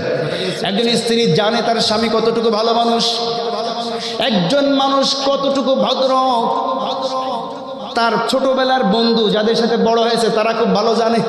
ঠিক কিনা? ঠিক কিনা? ছোট্টবেলার বন্ধুর সাথে সে বড় হয়েছে, সে কত ভদ্রলোক, কত ভালো মানুষ, তার ছোট্টবেলার বন্ধু জানে। আল্লাহ নবী এই আল্লাহর পক্ষ থেকে যখন কালিমার দাওয়াত দেওয়ার ঘোষণা আসলো, স্ত্রী পরে এবার দাওয়াত দিলেন তার একেবারে কাছের বন্ধু আবু বকর সিদ্দিক রাদিয়াল্লাহু তাআলা আনহুকে। কাকে? আবু বকর সিদ্দিককে দাওয়াত দেওয়ার সঙ্গে সঙ্গে আবু বকর বলছে, ও মুহাম্মদ, তুমি যে আল্লাহর নবী আমার বিন্দু পরিমাণ সন্দেহ নাই, আমি অবশ্যই বিশ্বাস করি যে তুমি আল্লাহর নবী, আমাকে কালেমা পড়াইয়া তুমি মুসলমান বানায় দাও। সুবহানাল্লাহ। একজন ব্যক্তি কত ভদ্রলোক, তার বাড়ির চাকর বা চাকরেরা ভালো করে জানে। জানে কি জানে না? গাড়ির ড্রাইভার অথবা বাড়ির চাকর এরা ভালো জানে যে বাড়ির মালিক কেমন। আল্লাহ নবী সাল্লাল্লাহু আলাইহি ওয়াসাল্লামের ছোটবেলা থেকে তার বাড়িতে কাজ করতেন, খাদেম ছিলেন। আমার ভাইরা, হযরতে আলী রাদিয়াল্লাহু তাআলা আনহু সহ হযরতে আনাস রাদিয়াল্লাহু তাআলা আনহু, সুবহানাল্লাহ পড়েন, দুইজন ছোট্ট ছোট্ট মানুষ। আলীর বয়স হচ্ছে 11 বছর। কত বছর? 11 বছর। আলীকে বলল, আলী তুমি তো আমার চাচাতো ভাই, আবার তুমি আমার বাড়িতে সর্ব অবস্থায় যাওয়া আসা করো, কাজ মাজ করো, আমি কিন্তু আল্লাহর তরফ থেকে নবুয়ত প্রাপ্ত হয়েছি, তুমি কি ইসলাম কবুল করবে নাকি? সাথে সাথে আলী বললেন, কোনো সন্দেহ নেই আপনি আল্লাহর নবী। সুবহানাল্লাহ। আমার ভাইরা, নিজের পরিবারের মধ্যে দাওয়াতি কাজ শুরু করার পরে এবার আল্লাহর নবী আস্তে আস্তে করে কিছু গোলাম, কিছু বাইরের লোক, অল্প অল্প করে গোপনে গোপনে 3টি বছর তিনি দাওয়াতি কাজ করলেন। 70 থেকে 80 জন পর্যন্ত মানুষ ইসলামের ছায়াতলে আসলো। এবার আল্লাহর নবীকে একদিন আল্লাহ পাক রব্বুল আলামিন ডাক দিয়ে বলছেন, ও নবী, গোপনে গোপনে অনেক দাওয়াত দেওয়া হয়েছে, ওয়া আনজির আশিরাতাকাল আকরাবিন। জোরে বলুন আল্লাহু আকবার। তোমার নিকট আত্মীয় সহ যারা আছে সকলের কাছে সরাসরি দাওয়াত পৌঁছাইতে হবে। আল্লাহর নবী আল্লাহর এই হুকুম পাওয়ার সঙ্গে সঙ্গে চলে গেলেন মক্কার প্রচলিত নিয়ম অনুযায়ী। খুব ভালো করে বুঝবেন, মক্কার ওই সময়কার প্রচলিত নিয়ম অনুযায়ী মক্কার প্রচলিত নিয়ম ছিল যে যদি কোনো জরুরি সংবাদ হতো, জরুরি কোনো মেসেজ হতো, ভোরবেলায় সাফা পাহাড়ের চূড়ায় দাঁড়াইতে হবে। কখন? ভোরবেলায় সাফা পাহাড়ের চূড়ায় দাঁড়াইতে হবে। ওই সময় যে মেসেজটা দেওয়া হবে ওটা গুরুত্বপূর্ণ, এবং এই মেসেজ শোনার জন্য কেউ ঘরে থাকতো না, কেউ বাকি থাকতো না, সকলেই ওইখানে উপস্থিত হয়ে যেত। কোন সুবহানাল্লাহ। এখানে একটা মেসেজ দেখেন, আল্লাহ নবী তো বলতে পারতেন যে আমার উপরে কোরআন নাজিল হয়েছে, জাহেলিয়াতের প্রচলিত নিয়ম অনুযায়ী আমি দাওয়াত দেব না, এই কথা বলতে পারতেন কি পারতেন না? কিন্তু আল্লাহ নবী কি তা করেছেন? করেন নাই। আল্লাহ নবী প্রত্যেক তাফসিরের মধ্যে তাফসির ইবনে হিশাম, এরপরে আপনার প্রত্যেক আপনার যে তাফসির বলে সিরাত গ্রন্থের মধ্যে সিরাত ইবনে হিশাম, এরপরে আপনার আর রাহিকুল মাকতুম, এরপরে সিরাতুন নবী সাল্লাল্লাহু আলাইহি ওয়াসাল্লাম ডাক্তার আসাদুল্লাহ গালিবের লেখা, এরপরে আরো যতগুলো সিরাতের কিতাব আপনি দেখবেন, প্রত্যেক সিরাতের কিতাবের মধ্যে এই কথাটি সুস্পষ্টভাবে লেখা আছে যে আল্লাহর নবী মক্কার প্রচলিত নিয়ম অনুযায়ী সাফা পাহাড়ের চূড়ায় দাঁড়িয়ে দাওয়াত দিয়েছেন। তার মানে বোঝা গেল যে কোনো সমাজে যে কোনো কাজের প্রাথমিক দাওয়াত দেওয়ার সময় হটকারিতা না করে ওই সমাজের নিয়ম অনুযায়ী আগে সেখানে যাও, দাওয়াতি কাজ করো। সঠিকটা যখন মানুষ জানবে এমনিতেই বেঠিকটা দূর হয়ে যাবে, ঠিক কিনা? কিন্তু আমরা মনে করি কি একদিনে ইসলাম কায়েম করে ফেলবো, একদম এই চলবে না, এ হবে না, তা হবে না, ব্যাস জ্ঞানজাম শুরু, হিতে বিপরীত হয়েছে। কথা কি বুঝতে পেরেছেন? মনে করেন যে এই যে প্রাইমারি স্কুল, এই প্রাইমারি স্কুলের কমিটির মধ্যে একটু সমস্যা আছে, কথার কথা, বিভিন্ন দুর্নীতি আছে, টিচারদের মধ্যে একটু সমস্যা আছে, ঠিক মতন পড়াশোনা করায় না, বা যে কোনো ঝামেলা থাকতে পারে। এখন এই স্কুলের এই নিয়ম কানুন যদি পাল্টাইতে হয়, আমি যদি এই মসজিদ থেকে প্রতিদিন ওয়াজ করি, পাল্টাবে? কথা বলছে না, পাল্টাবে? আপনি এই রাস্তায় দাঁড়িয়ে মাইক যদি প্রতিদিন তাদের বিরুদ্ধে কথা বলেন, পাল্টাবে? পাল্টাবে না। পাল্টাবে কেমনি? এই স্কুলের নিয়োগ প্রক্রিয়ার মাধ্যমে, অথবা স্কুলের ম্যানেজিং কমিটির যে নিয়ম পদ্ধতির মাধ্যমে যদি হয় ম্যানেজিং কমিটিতে আপনাকে ঢুকতে হবে, না হয় নিয়োগপত্রের মাধ্যমে টিচার হিসেবে আপনাকে ঢুকতে হবে। আপনি যখন স্কুলের একজন টিচার অথবা সদস্য হয়ে যাবেন কমিটির, এই সময় আপনি ওইখানে যেই কথাটা বলবেন ওইটা 100% তাদেরকে মানতে হবে, ঠিক কিনা? আপনি ঢোকার আগে যদি বলেন আরে স্কুলে এই সমস্যা, এটা পাল্টাই দেবেন, এলে আমি ঢুকবো না, আপনি তো ঢুকতেই পারলেন না, পাল্টাবেন কেমনি? কথা কি বুঝতে পেরেছেন? এই জন্য আল্লাহ নবী থেকে শিক্ষা নিতে হবে। দাওয়াতি কাজ যারা আমরা করি, সমাজে কোনো অসঙ্গতি, সমাজে কোনো দৃষ্টিকটু কোনো কাজ বা কোনো সমস্যা থাকলে আগে ওই সমাজের দাওয়াতি কাজের প্ল্যাটফর্ম তৈরি করার জন্য যেমনে ঢোকা যায় আগে ঢুকতে হবে। ঢুকে আগে মানুষকে সঠিকটা জানাইতে হবে। সঠিকটা না জানলে মানুষ বেঠিকটা ছাড়বে কেমনে? কি কথা কি বুঝতে পেরেছেন? আল্লাহ নবী সাফা পাহাড়ের চূড়ায় দাঁড়ালেন। সাফা পাহাড়ের চূড়ায় দাঁড়িয়ে ভোরবেলায় ডাক দিলেন, ইয়া সাবাহা, ও সকালবেলার অধিবাসী, ইয়া বনি আব্দুল মুত্তালিব, ইয়া বনি কুরাইশ, ইয়া বনি জুফার, এভাবে করে সমস্ত গোত্রের নাম ধরে ধরে তিনি যখন ডাকলেন, একে তো সকালবেলার আওয়াজ, দ্বিতীয় এমন ব্যক্তির মুখ থেকে আওয়াজটা পৌঁছায় যে ব্যক্তি জীবনে কখনো কোনোদিন মিথ্যা কথা বলেন নেই, ঠিক কি না আমার ভাইয়েরা? এই আওয়াজ যখন সকলের কানের মধ্যে চলে গেল, কানের মধ্যে যাওয়ার সঙ্গে সঙ্গে যারা উপস্থিত হতে পেরেছে সশরীরে উপস্থিত হয়ে গিয়েছে, আর যারা আসতে পারে নাই তারা সকলেই তাদের প্রতিনিধি পাঠাইয়া বলছে, যাও গিয়ে দেখো মুহাম্মদ কি কথা বলে, একটু শুনে আসো। আল্লাহ নবী বললেন, আমি যদি তোমাদেরকে প্রশ্ন করি, এই পাহাড়ের অপর প্রান্তে শত্রু বাহিনী ওত পেতে বসে আছে, একটু পরে তোমাদের উপরে আক্রমণ করবে, আমার কথা কি তোমরা বিশ্বাস করবে নাকি? তারা সকলেই এক বাক্যে উত্তর দিল, অবশ্যই বিশ্বাস করব, কারণ 40 বছর পর্যন্ত তোমাকে দেখছি, জীবনে কখনো তুমি কোনোদিন মিথ্যা কথা বলো নাই। সুবহানাল্লাহ। কারা বলছে এই কথা? কারা বলছে? মক্কার কাফের মুশরিকরা বলছে। মক্কার কাফের মুশরিকরা বলছে, যারা শিশুকাল থেকে তাকে দেখেছেন তারা বলছে যে তুমি 40 বছর কখনো মিথ্যা কথা বলো নাই, অবশ্যই তোমাকে আমরা বিশ্বাস করি। সুবহানাল্লাহ পড়েন। আর আমরা যাদেরকে নেতা মানি, যাদের নামে স্লোগান দেই, যাদের অনুসরণ করি, যাদের দলের জন্য পাগল হয়ে যায়, বলেন তো আমাদের সেই নেতাকে মিথ্যে কথা বলে নাকি? কথা হচ্ছে না? বলে বলে আহা, মিথ্যাবাদী নেতার অনুসরণ করে এমন মুসলমানও আছে। হ্যাঁ, মুসলমান মিথ্যাবাদী নেতার অনুসরণ করতে পারে? পারে না। মুসলমান কখনো মিথ্যাবাদী নেতার অনুসরণ করতে পারে না। তার কারণ আমরা মুসলমান, আমরা অনুসরণ করব কাকে? আল্লাহর নবীকে। কাকে অনুসরণ করব? আল্লাহর নবীকে। আমাদের নবী, আমাদের নেতা হচ্ছে জনাবে মুহাম্মদ রাসূলুল্লাহ সাল্লাল্লাহু আলাইহি ওয়াসাল্লাম। সেই নেতা যেহেতু জীবনে মিথ্যা কথা বলেন নাই, আমিও যাকে নেতা মানব সে যদি মিথ্যাবাদী হয় সে আমার নেতা হতে পারে না। যেই নেতা মিথ্যা না বলে আমরা তার অনুসরণ করব। কি কথা কি বুঝতে পেরেছেন? আল্লাহ নবীকে বললেন তুমি 40 বছর কোনো মিথ্যা কথা বলো নাই, অবশ্যই বিশ্বাস করি। এবার আল্লাহ নবী বললেন লাউ কুনতুম কালিমাতান ওয়াহিদা, একটি কালিমা যদি তোমরা মেনে নিতে পারো, তামলিকুনা বিহিল আরব, গোটা আরব বিশ্বের তোমরা মালিক হয়ে যাবে। ওয়াতাদিনু বিহিল আজম, আরব বিশ্ব তোমাদের দিনকে গ্রহণ করে নেবে। আর যারা তোমাদের দিনকে গ্রহণ না করবে তারা তোমাদেরকে জিজিয়া কর দিয়ে তোমাদের আনুগত্য স্বীকার করবে। সুবহানাল্লাহ। এ কথা শোনার সঙ্গে সঙ্গে মক্কার সমস্ত নেতারা এক বাক্যে বলে উঠল মুহাম্মদ এমন একটা কালিমা কেন, হাজার কালিমা মেনে নিতে রাজি আছি। ও মুহাম্মদ তাড়াতাড়ি বলো, একটা কালিমা মানলে যদি গোটা আরব বিশ্বের মালিক হওয়া যায়, এর চাইতে সুন্দর কথা আর কি হতে পারে? তাড়াতাড়ি বলো। আল্লাহ নবী তখন বললেন লা ইলাহা ইল্লাল্লাহ তুফলিহুন, তোমরা যদি বলো লা ইলাহা ইল্লাল্লাহ তাহলে তোমরা সফল কাম হবে। এই কথা বলার সঙ্গে সঙ্গে সমস্ত নেতারাও খুশি হয়ে গেল। এমনকি তার আপন চাচা আবু লাহাব 2 হাতে 2টা পাথর উঁচা করে আল্লাহর নবীর দিকে তেড়ে এসে বলল তাব্বাল্লাকা সাইরুল ইয়াউম আলিহাযা জামাতানা, মুহাম্মদ তোমার গোটা জিন্দেগি ধ্বংস হয়ে যাক, এই কারণে কি তুমি আমাদেরকে একত্রিত করেছো।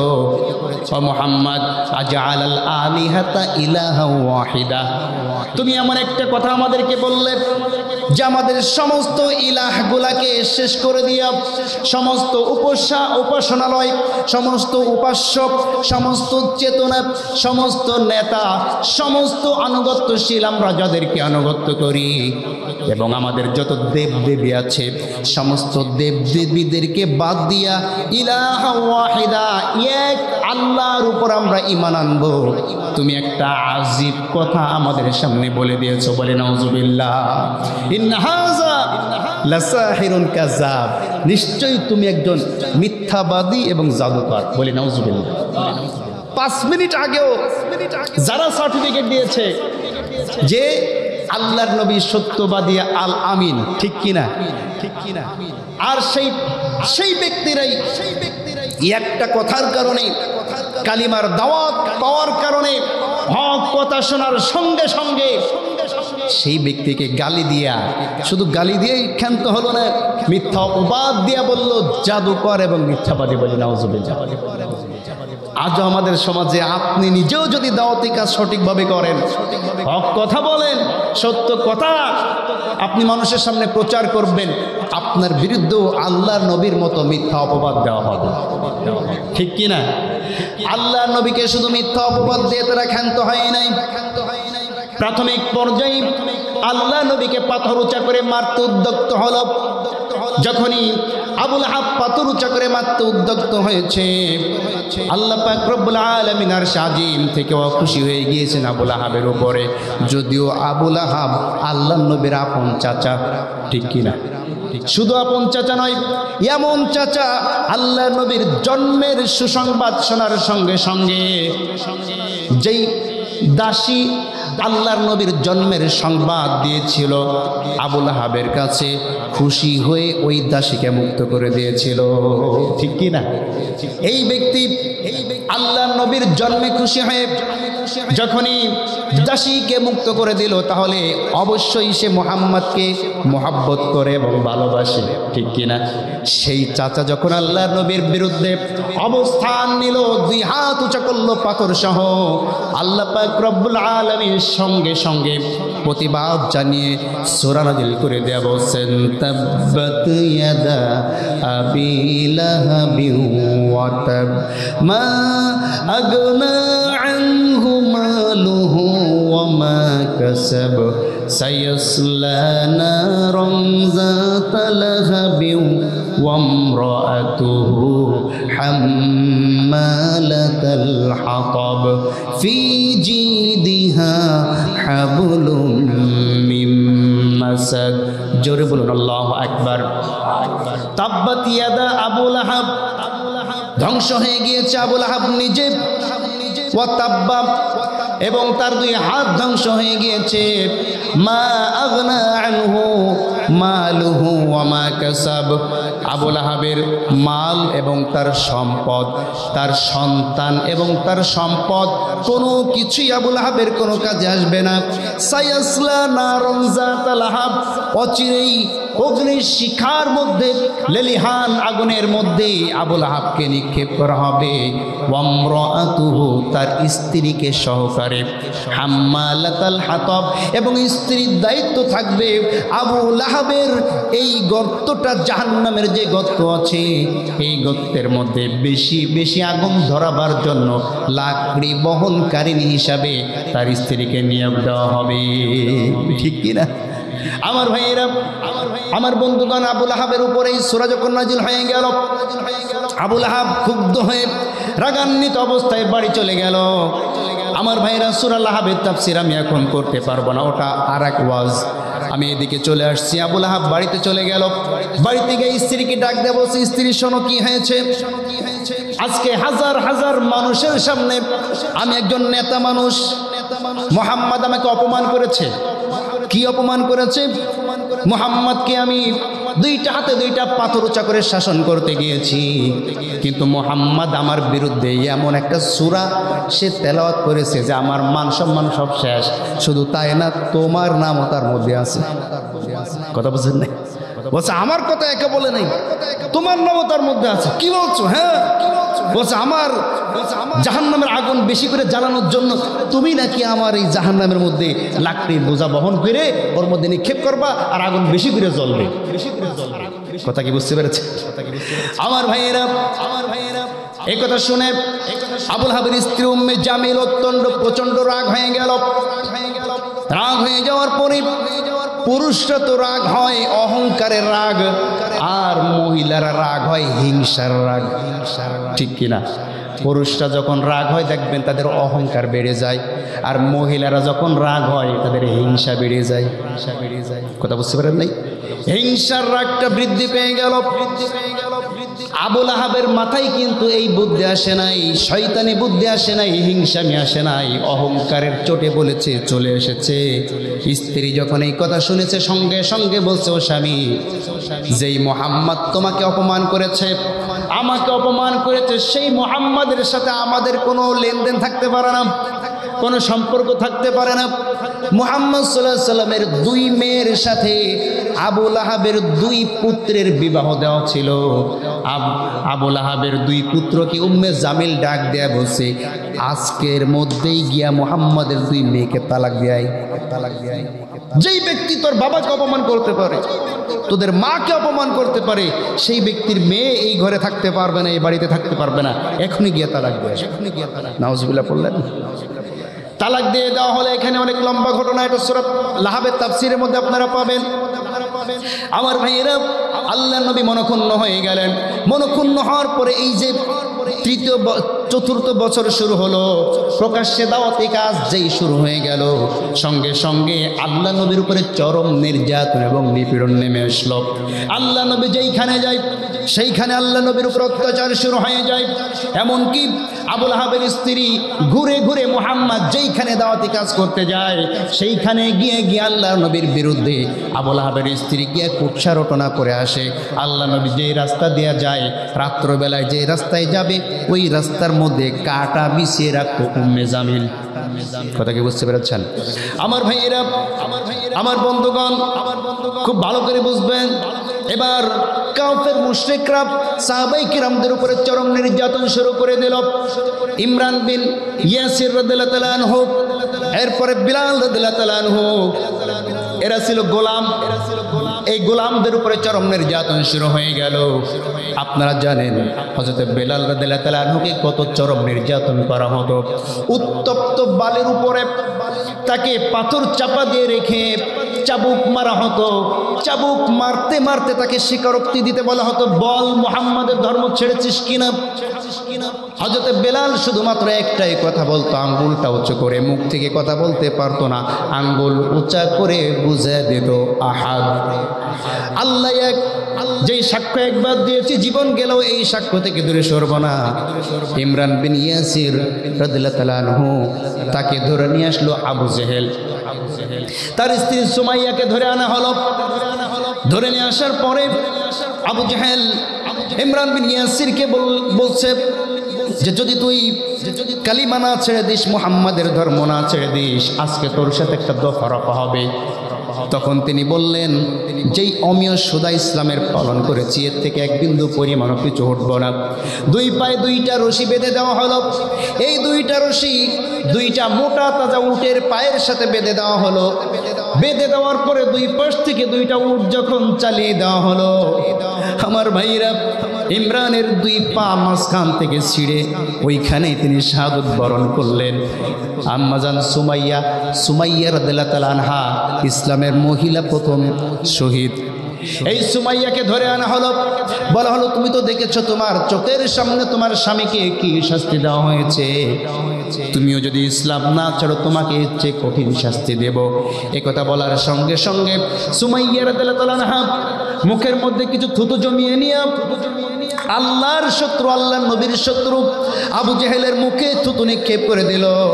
থুতু নিক্ষেপ করার সঙ্গে সঙ্গে আবু জেহেল ওই সুমাইয়া রাদিয়াল্লাহু তাআলা আনহুকে চিৎ করে শুইয়ে এরপরে বল্লভ দিয়া তার দুই পায়ের মাঝখানে কুচা মেরে মুখ দিয়া বল্লভটা বাহির করে দিল। সঙ্গে সঙ্গে দুইজন শহীদ হয়ে গেল।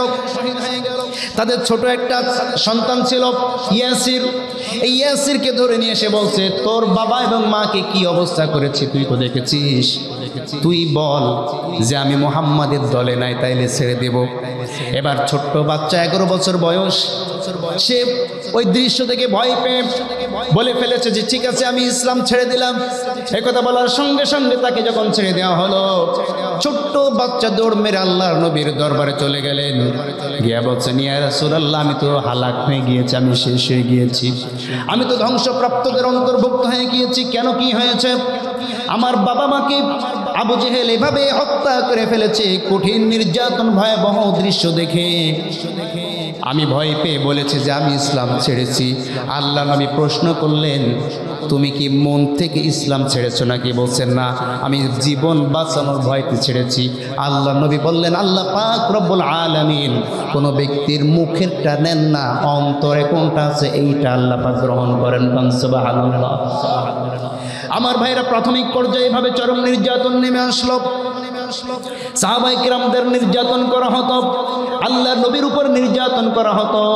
কাবা ঘরের সামনে যখন আল্লাহ নবী সিজদায় যেতেন, আল্লাহ নবীর পিঠের উপরে উটের নাড়ি বুড়ি চাপিয়ে দেওয়া হতো। বিভিন্ন স্থান থেকে হত্যার পরিকল্পনা করা হতো, ষড়যন্ত্র করা হতো। এরপরও যখন ইসলাম আস্তে আস্তে দলে দলে ইসলামের মধ্যে মানুষ প্রবেশ করা শুরু করে দিয়েছে, এবারে এই কাফের মুশরিকরা বলল, ঠিক আছে মুহাম্মাদের সাথে শত্রুতা না করে এসে আমরা একটু সমঝোতা করি। কি করি? একটু সমঝোতা করি। আল্লাহর নবী সাল্লাল্লাহু আলাইহি ওয়াসাল্লাম ঘরে বসে আছেন। আবু জেহেল, আবুল হাব সহ তার চাচা আবু তালিবকে ডাক দেয়া বলছে, আবু তালিব, তোমার ভাতিজা মুহাম্মদকে থামাও, তা না হলে আমরা কিন্তু তার বিরুদ্ধে ব্যবস্থা নেব। চলো তুমি আমাদের সাথে যাবে, মুহাম্মাদের সাথে আমরা একটু সমঝোতা করব। কি করবে? সমঝোতা করবে। এবার আল্লাহ নবীর সামনে তারা চলে আসলো। আসার পরে বলছে, মুহাম্মদ তুমি কেমন নবী, তুমি কেমন নবী, তার যদি একটু প্রমাণ আমাদেরকে দিতা। আল্লাহ নবী বলছেন, কি প্রমাণ চাও? তখন আবু জেহেল হাতের মধ্যে একটু আপনার পাথর নিয়ে গেছে। কি নিয়ে গেছে? পাথরের টুকরা হাতের মধ্যে করে নিয়ে গেছে। তার মানে উদ্দেশ্য হচ্ছে মানুষের সামনে নবীকে অপমান করবে। কথা কি বুঝতে পেরেছেন? মানুষের সামনে আবু জাহেলের এই কথা যখন সে পালন করতে পারবে না, অপমানিত হবে, তখন তার দাওয়াতি কার্যক্রম একটু বিঘ্ন ঘটবে, মানুষ তার প্রতি মুখ ফিরিয়ে নিবে, এই হচ্ছে উদ্দেশ্য। কথা বুঝতে পেরেছেন? ও তো ভালো করে জানে পাথর তো কথা বলতে পারে না। হাতের মুষ্টির মধ্যে পাথর নিয়ে গেছে, নিয়ে বলছে মুহাম্মদ বলো তো আমার হাতের মধ্যে কি? আল্লাহ নবী বলছেন তোমার হাতে যারা আছে ওরাই যদি জবাব দেয় তাইলে কেমন হয়? সুবহানাল্লাহ বলেন। আবু জেহেল বলছে তাইলে তো অনেক ভালো হয়। আল্লাহ নবী আল্লাহর কাছে দোয়া করলেন, সঙ্গে সঙ্গে আবু লাহাবের হাতে থাকা পাথরের টুকরাগুলা পড়া শুরু করে দিল। আশহাদু আল্লাহ ইলাহা ইল্লাল্লাহু ওয়া আশহাদু আন্না মুহাম্মাদান আবদুহু ওয়া রাসূলুহু। জোরে বলুন আল্লাহু আকবার। আবু জেহেল আশ্চর্য হয়ে গেল, উপস্থিত যারা ছিলেন তারা সকলে আশ্চর্য হয়ে গেলেন। আরো অনেক মানুষ ছিল, নেতারা সহ আর সাধারণ মানুষ অনেক ছিল। ওই সময় উপস্থিত সাধারণ জনগণ যারা ছিল মনে মনে তারা সকলেই পরিকল্পনা করলো আবু জেহেল চলে যাওয়ার পরে তারা ইসলাম কবুল করবে। সুবহানাল্লাহ। আমার ভাইয়েরা, আবু জেহেল এবার আল্লাহ নবীকে আরো বেশি ঠকানোর জন্য বলছে, মুহাম্মদ জমিনের বুকে জাদু চলে, তুমি তো বড় জাদুকর, আমি তো ভুলে গিয়েছিলাম। বলছে আমি ভুলে গিয়েছিলাম তুমি জাদুকর, তুমি তো দুনিয়ার বুকে জাদু দেখাইতে পারো কিন্তু আসমানে তো জাদু চলে না। যদি তুমি সত্যি আল্লাহর নবী হও তাহলে প্রমাণ দাও। কি প্রমাণ চাচা? ওই আসমানের চাঁদটা দেখতে পাচ্ছ, চাঁদটাকে দ্বিখণ্ডিত করে দেখাতে হবে। আল্লাহ নবী সাল্লাল্লাহু আলাইহি ওয়াসাল্লামের মনের আকাঙ্ক্ষা ছিল, আশা ছিল যে হয়তো আবু জেহেল না হয় ওমর, এই দুইজনের যে কোনো একজন যদি ইসলাম গ্রহণ করত, ইসলাম প্রচারের জন্য, দাওয়াতি কাজ করার জন্য আল্লাহ নবী সহজ হয়ে যেত। কারণ তারা ছিল মক্কার ওই সময়কার সবচাইতে বীর যোদ্ধা। ঠিক কিনা জোরে বলেন? আমার ভাইরা, এই কারণে আবু জাহেলের কথা শোনার সঙ্গে সঙ্গে আল্লাহ নবী আবার আল্লাহর কাছে হাত জোর করলেন, দুই হাত উঁচু করে দোয়া করলেন। আল্লাহ পাক জানিয়ে দিলেন, ইকতারাবাতিস সাআতু ওয়ানশাক্কাল কমার ওয়া ইয়ারাউ আয়াতান ইউরদু ওয়া ইয়াকুলু সিহরুম মুস্তামির। জোরে বলুন আল্লাহু আকবার। ইকতারাবাতিস সাআহ, কিয়ামতের একটি আলামত আমি সংগঠিত করলাম আবু জেহেলদের সামনে। ওয়ানশাক্কাল কমার, আমার নবীর আঙ্গুলের ইশারায় চাঁদটাকে দ্বিখণ্ডিত করে ফেললাম। সুবহানাল্লাহ।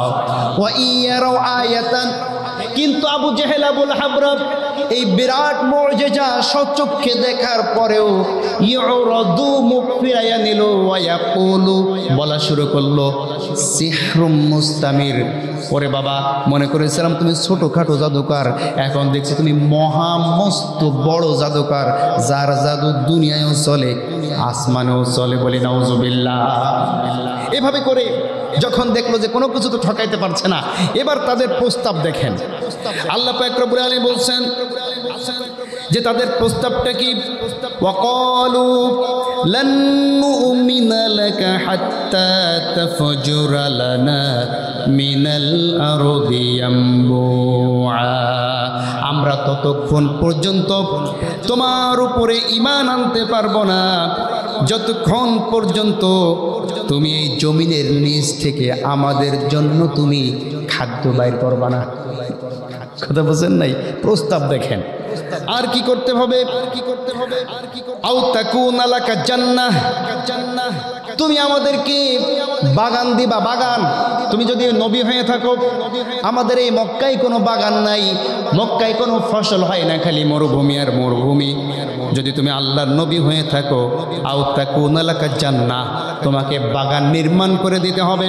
মিন নাখিলি ওয়া ইনাব, একটা বাগান থাকবে খেজুরের বাগান, ওয়া ইনাবিন, আরেকটা থাকবে আঙ্গুরের বাগান।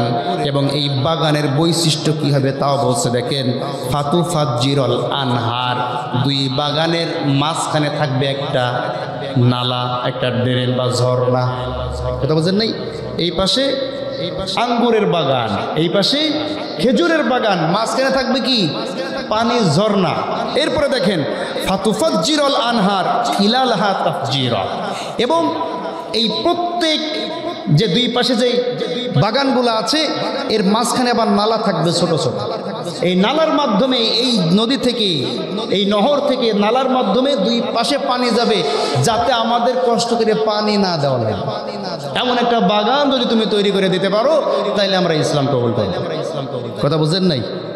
এরপরে বলছেন আল্লাহ নবী বলছেন যে তোমাদের এই প্রস্তাব আমি পালন করলেও আমি জানি তোমরা ঈমান আনবে না।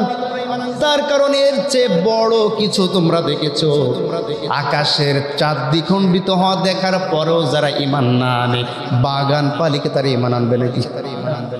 আমার ভাইরা এবার তারা বলছে ঠিক আছে, বাগান যদি না দাও তাহলে আরেকটা প্রস্তাব, আও তুসকিতুস সামাআ কামা জাআমতা আলাইনা কিসাফান আও তাতিয়া বিল্লাহি ওয়াল মালাইকাতি ক্বাবিলা।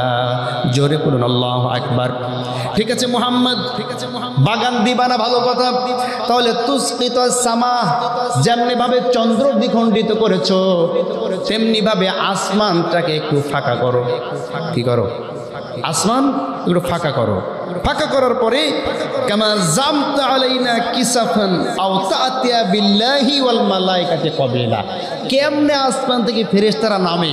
তুমি যে বলো যে এই কোরআন তোমার বানানো না, এই কোরআন তুমি বানাও নাই, এই কোরআন আল্লাহর, ফেরেশতারা তোমার কাছে নিয়ে আসে, তা আসমান ফাড়ো, ফেড়ে ফেরেশতা নামুক, আমরা দেখবো কেমনে ফেরেশতা নামে।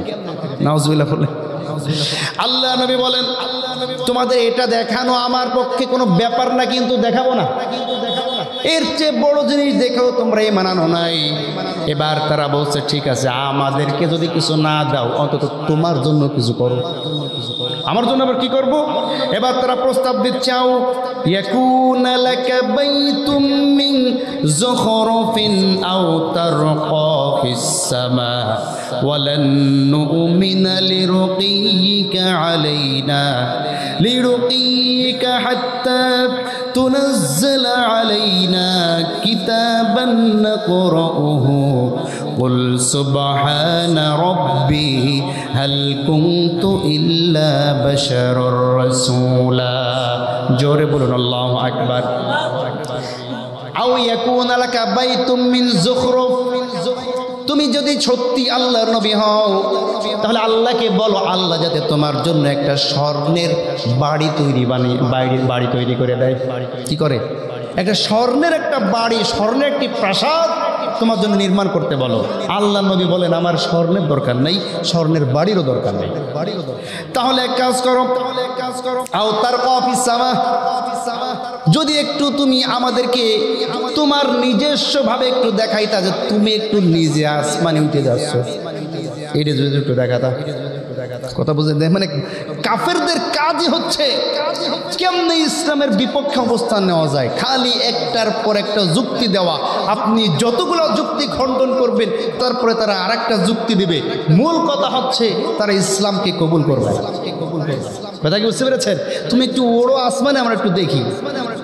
আল্লাহ নবী সাল্লাল্লাহু আলাইহি ওয়াসাল্লাম বলেন আমার কোনো স্বর্ণের বাড়িও দরকার নেই, বাগানও দরকার নেই, আসমানে ওড়ারও দরকার নেই, আর ফেরেশতাও দেখানোর কোনো দরকার নাই। আল্লাহ পাক অন্য জায়গায় বলছেন যে আমি তোমাদেরকে যাই দেখাই না কেন তোমরা তো ঈমান আনবা না। এবার তারা আবার অপপ্রচার চালালো যে এত মানুষ থাকতে আল্লাহ কি শুধু তোমাকেই পাইলো নবী হিসাবে? এত মানুষ, আমরা এত সম্ভ্রান্ত মানুষ, এত বড় লোক, তুমি একজন এতিম, তোমার মতো একজন এতিম মানুষকে কেমনে আল্লাহ নবুয়ত দিল? আর তুমি তো একজন মানুষ, একজন ফেরেশতাকে আল্লাহ কেন নবী হিসাবে পাঠালো না? কথা বুঝেন নাই? আল্লাহ কেন ফেরেশতাকে নবী হিসাবে পাঠায় নাই? আল্লাহ পাক সেই কথা সূরা ফুরকানের মধ্যে বলছেন, وقالوا ما لهذا الرسول يأكل الطعام ويمشي في الأسواق لولا أنزل عليه ملك فيكون معه نذيرا। জোরে বলুন আল্লাহু আকবার। ওয়াকালু কাফেররা বলে মালি হাযাল রাসূল, এটা আবার কেমন রাসূল? ইয়াকুলুত তাআম, আমরাও যেমন খাই তুমিও তেমন খাও, তুমি আবার রাসূল হও কেমনে? ওয়ায়ামশি ফিল আসওয়াক, জিনিসপত্র কেনার জন্য তোমাকে বাজারে যাওয়া লাগে, জীবিকা উপার্জন করার জন্য ব্যবসা করা লাগে, তুমি আবার রাসূল হও কেমনে? আমার ভাইয়েরা শুধু তাই নয়, এবার তারা বলছে লাউলা উনজিলা আলাইহি মালাক, যদি একটা ফেরেশতা আমাদের জন্য নবী হতো, ফায়াকুনু মাআহু নাযীরা, তাহলে সেই ফেরেশতা আমাদেরকে ভয় দেখাতো, আমাদেরকে উপদেশ দিত, আমরা সেটা গ্রহণ করতাম। আল্লাহ পাক রব্বুল আলামিন বলছেন আও ইউলকা ইলাইহি কানজুন আও তাকুনু লাহু জান্নাহ ইয়াকুলু মিনহা ওয়া ক্বালা আয-যালিমুনা ইন তাত্তাবিউনা ইল্লা রাজুলাম মাসহুরা। জোরে বলুন আল্লাহু আকবার। আল্লাহ তখন সেই কথা মনে করিয়ে দিচ্ছেন, ও নবী, আমি যদি ফেরেশতাকেও নবী হিসাবে পাঠাতাম তারপরও তারা ঈমান আনতো না, কারণ তুমি এত বড় মুআজিজা দেখালে, মুআজিজা দেখানোর পরে তারা তোমাকে আরো মুআজিজা দেখাইতে ছিল, সুতরাং তাদের কাজ হচ্ছে তারা ইসলাম কবুল করবে না, তারা তোমার বিরোধিতা করবে। সুতরাং তারা কি বলতে চায় খোলাখুলি শোনো। এবার তারা প্রস্তাব দিচ্ছে, মুহাম্মদ এক কাজ করো, তুমি কি নেতা হইতে চাও? বলো কেন তুমি এই দাওয়াতি কাজ শুরু করে দিয়েছ? দাওয়াতি কাজ বন্ধ করো, যদি নেতা হইতে চাও আমরা সমস্ত নেতা মিলে তোমাকে নেতা বানিয়ে দিব। আল্লাহ নবী বলেন আমি নেতা হতে চাই না। এবার তারা বলছেন তাহলে কি করবা, বিয়ে করতে চাও? বলো এই মক্কার সবচাইতে সুন্দরী এবং ইনটেক একজন মেয়েকে তোমার সাথে বিবাহ দিয়ে দিব। আল্লাহ নবী বলেন আমি বিবাহ করতে চাই না। তুমি কি সম্পদ চাও, অর্থ চাও নাকি? যদি অর্থ চাও, সম্পদ চাও, আমরা মক্কার সমস্ত লিডাররা, মক্কার সমস্ত ধনী ব্যক্তিদের কাছ থেকে সম্পদ কালেকশন করে তোমাকে বড়লোক ধনী বানিয়ে দেব। আল্লাহ নবী বলেন আমার কোনো কিছুই দরকার নাই। দুনিয়ার সামান্য সম্পদ তো দূরের কথা, সামান্য ক্ষমতা তো দূরের কথা, এক হাতে চন্দ্র যদি এনে দাও, অপর হাতে যদি সূর্য এনে দাও, যেই দাওয়াতে কাজের মিশন নিয়ে আমি আল্লাহর নবী মাঠে নেমেছি, এই মিশন থেকে এক বিন্দু পরিমাণও আমি নবী কিছু উঠবো না। কোন সুবহানাল্লাহ। এবার তারা বিমুখ হয়ে আল্লাহ নবীর কাছ থেকে চলে গেল। চলে যাওয়ার পরে আল্লাহ নবী সম্বন্ধে দারুন নাদওয়ার মধ্যে তারা পরামর্শ বৈঠক ডাকলো। পরামর্শ বৈঠক যখন শুরু হবে তার পূর্বে দেখে একজন বিরাট জুব্বাওয়ালা লোক, কিওয়ালা লোক, জুব্বাওয়ালা লোক কাবা ঘর তাওয়াফ করতেছে, লাঠি একটা ভর করে রুমাল মুড়ি দিয়া, কথা বুঝছেন নাই? এবার আবু জেহেল এসে দেখছে এত সুন্দর মুরব্বী জুব্বাওয়ালা লোক, আপনি কে গো? তা হচ্ছে আমি একজন মিশরী শায়েখ। কি বলছে? মিশরীয় শায়েখ। তা এখানে কি করছেন? শুনলাম তোমাদের এখানে নাকি একজন বাপ দাদা ধর্মগুলাকে ত্যাগ করেছে এবং তোমাদের ধর্মের বিরুদ্ধে অপব্যাখ্যা চালাচ্ছে, তোমরা আজকে তার বিরুদ্ধে একটা বসে পরামর্শ করবে, এটা জানার কারণে আমি এখানে আসলাম। কথা কি বুঝতে পেরেছেন? তখন আবু জেহেল বলছে আপনার মতো একজন বয়বৃদ্ধ মুরব্বী তো আমাদের দরকার, আপনি আজকে আমাদের এই যে পরামর্শ মিটিং তার সভাপতি হচ্ছে আপনি, বলেন তো এই বেটা কি? ইবলিশ। কথা বুঝতে পেরেছেন? ইবলিশ হয়েছে দারুন নাদওয়ার বৈঠকের সভাপতি। আমার ভাইয়েরা বৈঠক শুরু হয়ে গেল। সভাপতির অনুমতিক্রমে প্রস্তাব আসলো মুহাম্মদকে কি করা যায়। একজন দাঁড়িয়ে বলল মুহাম্মদকে জেলখানার মধ্যে পুরে রাখা হোক। সভাপতি সাহেব আপনি কি বলেন? সভাপতি বলছে তাকে জেলখানার মধ্যে রাখা যাবে না, কারণ সে সুমিষ্ট ভাষী। জেলখানার মধ্যে যখন তোমরা তাকে রেখে দিবে, তার অনুসারী যারা আছে তারা কোনো না কোনো দিন জেলখানার মধ্যে জেল ভেঙে তাদেরকে সে মুহাম্মদকে বের করে নিয়ে যেতে পারে। কারণ ভালো মানুষকে যত বেশি জেলখানায় রাখা হয়, ভালো মানুষের ইজ্জত সম্মান কমে না, বরঞ্চ আরো বেড়ে যায়। কথা বলেন ঠিক কিনা? আমরা দেখেছি বাংলাদেশের একজন তেমনি ভালো মানুষকে অপমানিত করার জন্য, লাঞ্ছিত করার জন্য, বেইজ্জতি করার জন্য 13টি বছর তাকে কারাগারের মধ্যে রেখে দেওয়া হয়েছিল।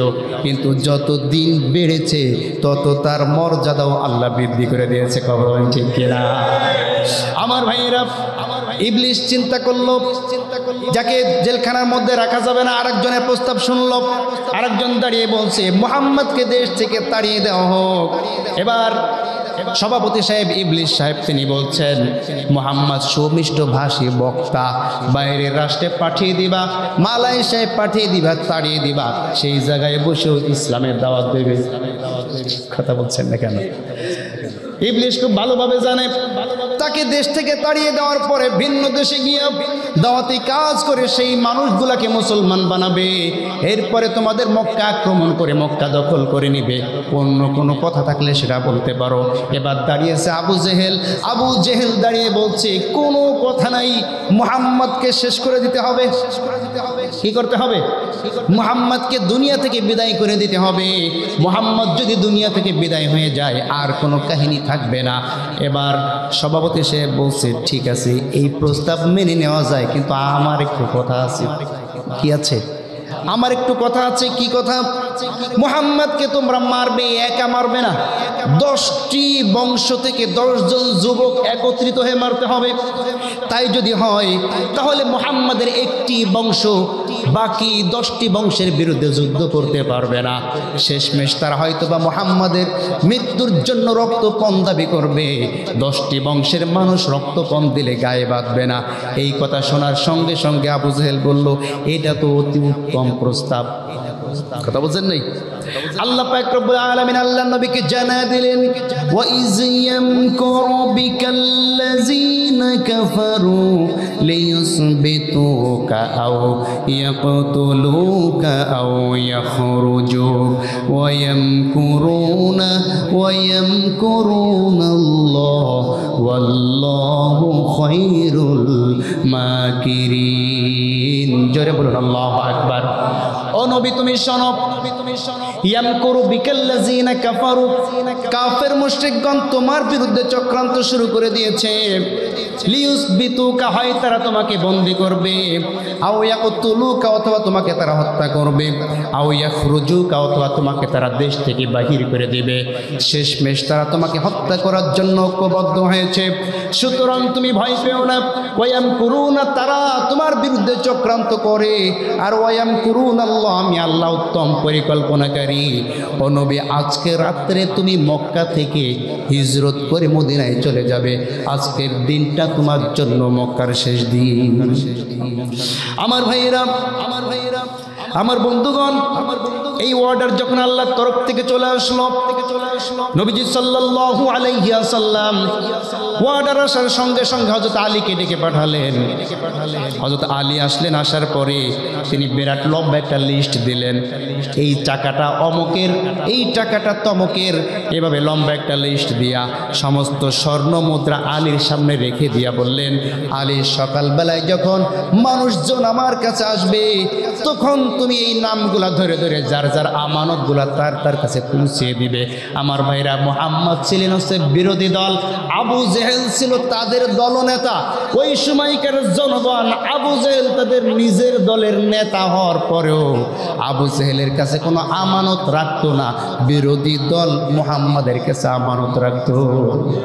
কারণ ওরা জানে যে আবু জেহেল এমন পদের নেতা যে নিজের নেতা কর্মী হোক আর অন্য দলের লোক হোক, কিছু পাইলেই নিজের মনে করে বিসমিল্লাহ বলে খেয়ে ফেলবে। কথা কি বুঝতে পেরেছেন? আমার ভাইয়েরা, এই আলী রাদিয়াল্লাহু তাআলা আনহুকে বুঝিয়ে দিতে দিতেই আবু লাহাব, এই আবু জেহেলরা 10 জন সুদর্শন যুবক, শক্তিশালী যুবক 10টি তরবারি উন্মোচন করে আল্লাহ নবীর ঘরের চারিপাশে ঘিরে রেখেছে। জাহেলিয়াতের নিয়ম ছিল রাত্রবেলায় তারা কাউকে আঘাত করতো না। আমার ভাইরা দেখেন, জাহেলিয়াতের সময় অন্ধকারের যুগ, ওই সময়ও রাত্রে কাউকে আঘাত করা হতো না। কিন্তু বর্তমান সময় এমন জাহেলিয়াত চলছে, মানুষ রাত্রবেলায় ঘুমিয়ে থাকে, ঘুমন্ত মানুষকে আঘাত করে মেরে ফেলা হয়, ঘুমন্ত মানুষের গায়ে আগুন ধরিয়ে দেওয়া হয়, ঘুমন্ত মানুষকে গুলি করে মেরে ফেলা হয়। ঠিক কিনা জোরে বলেন? তার মানে বোঝা গেল ওই সময়ের চাইতে বর্তমান সময়ের জাহেলিয়াত আরো অত্যন্ত মারাত্মক।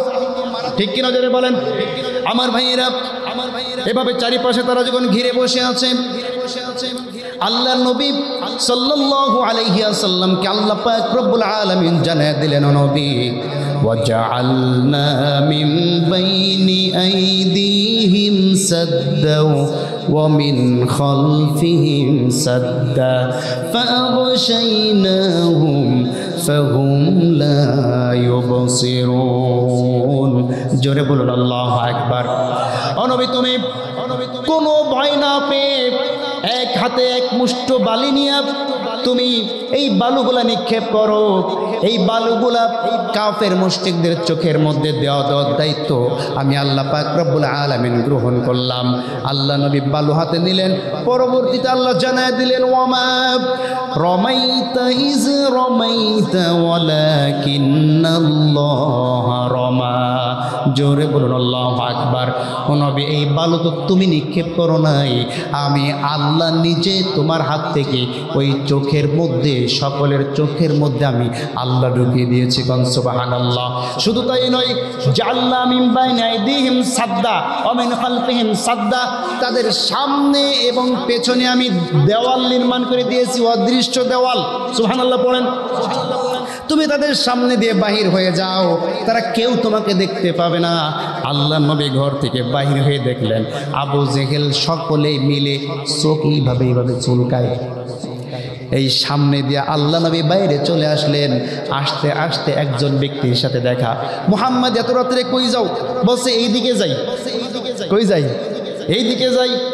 রাত গভীর হলে কোনো পরিচিত ব্যক্তিকে যদি আপনারা দেখেন রাস্তা দিয়ে যাচ্ছে, অবশ্যই তো জিজ্ঞেস করবেন কই যান, ঠিক কি না? আল্লাহ নবীকেও সে ব্যক্তি বলল কই যান? বলছে এদিকে যাই বলে চলে গেলেন।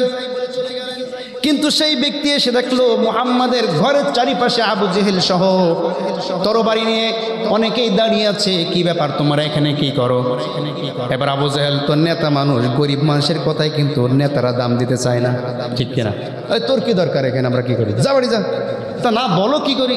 বলছে আজকে রাত্রে মুহাম্মাদকে আমরা হত্যা করবো, পার্লামেন্টে পাশ হয়েছে। কথা কি বুঝতে পেরেছেন? পার্লামেন্ট থেকে অর্ডার এসেছে মুহাম্মাদকে হত্যা করব, তাই দাঁড়িয়ে আছে। তখন বলছে যে মুহাম্মদ তো কেবলমাত্র আমার সামনে দিয়ে চলে গেল, এখানে আর কি মারতে আসছে?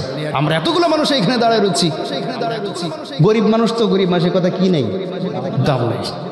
আমার ভাইয়েরা, রাত যখন গভীর হয়ে গেল, ভোরবেলায় আল্লাহ নবী তেলাওয়াত করতেন কোরআন, শুনতো আবু জেহেল, ঠিক কি না? কিন্তু এই দিন কোনো কোরআন তেলাওয়াতের আওয়াজ শোনে না। আবু জেহেল মনে মনে চিন্তা করলো ব্যাপার কি, প্রতিদিন তো মুহাম্মদ কোরআন তেলাওয়াত করে, আজকে কেন ওঠে না? মুহাম্মদ কি টের পেয়েছে নাকি যে আমরা বাইরে আছি? এবার বাইরে থেকে হাকার দেয়, এই মুহাম্মদ কি ব্যাপার, ভয় পেয়েছো নাকি? 2-3 বার হাকার দেওয়ার পরে কোনো আওয়াজ নাই। এবার আবু জেহেল বসে আছে সুবহে সাদিক হওয়ার জন্য। সকাল না হওয়া পর্যন্ত তো আক্রমণ করতে পারবে না। সকাল যখন হয়েছে সবার আগে ঢুকেছে আবু জেহেল। ঢুকে যখন কোপ মারতে গিয়েছে, পেছন থেকে একজন বলে আগে দেখো চাদরের তলে কে। সুবহানাল্লাহ পড়েন।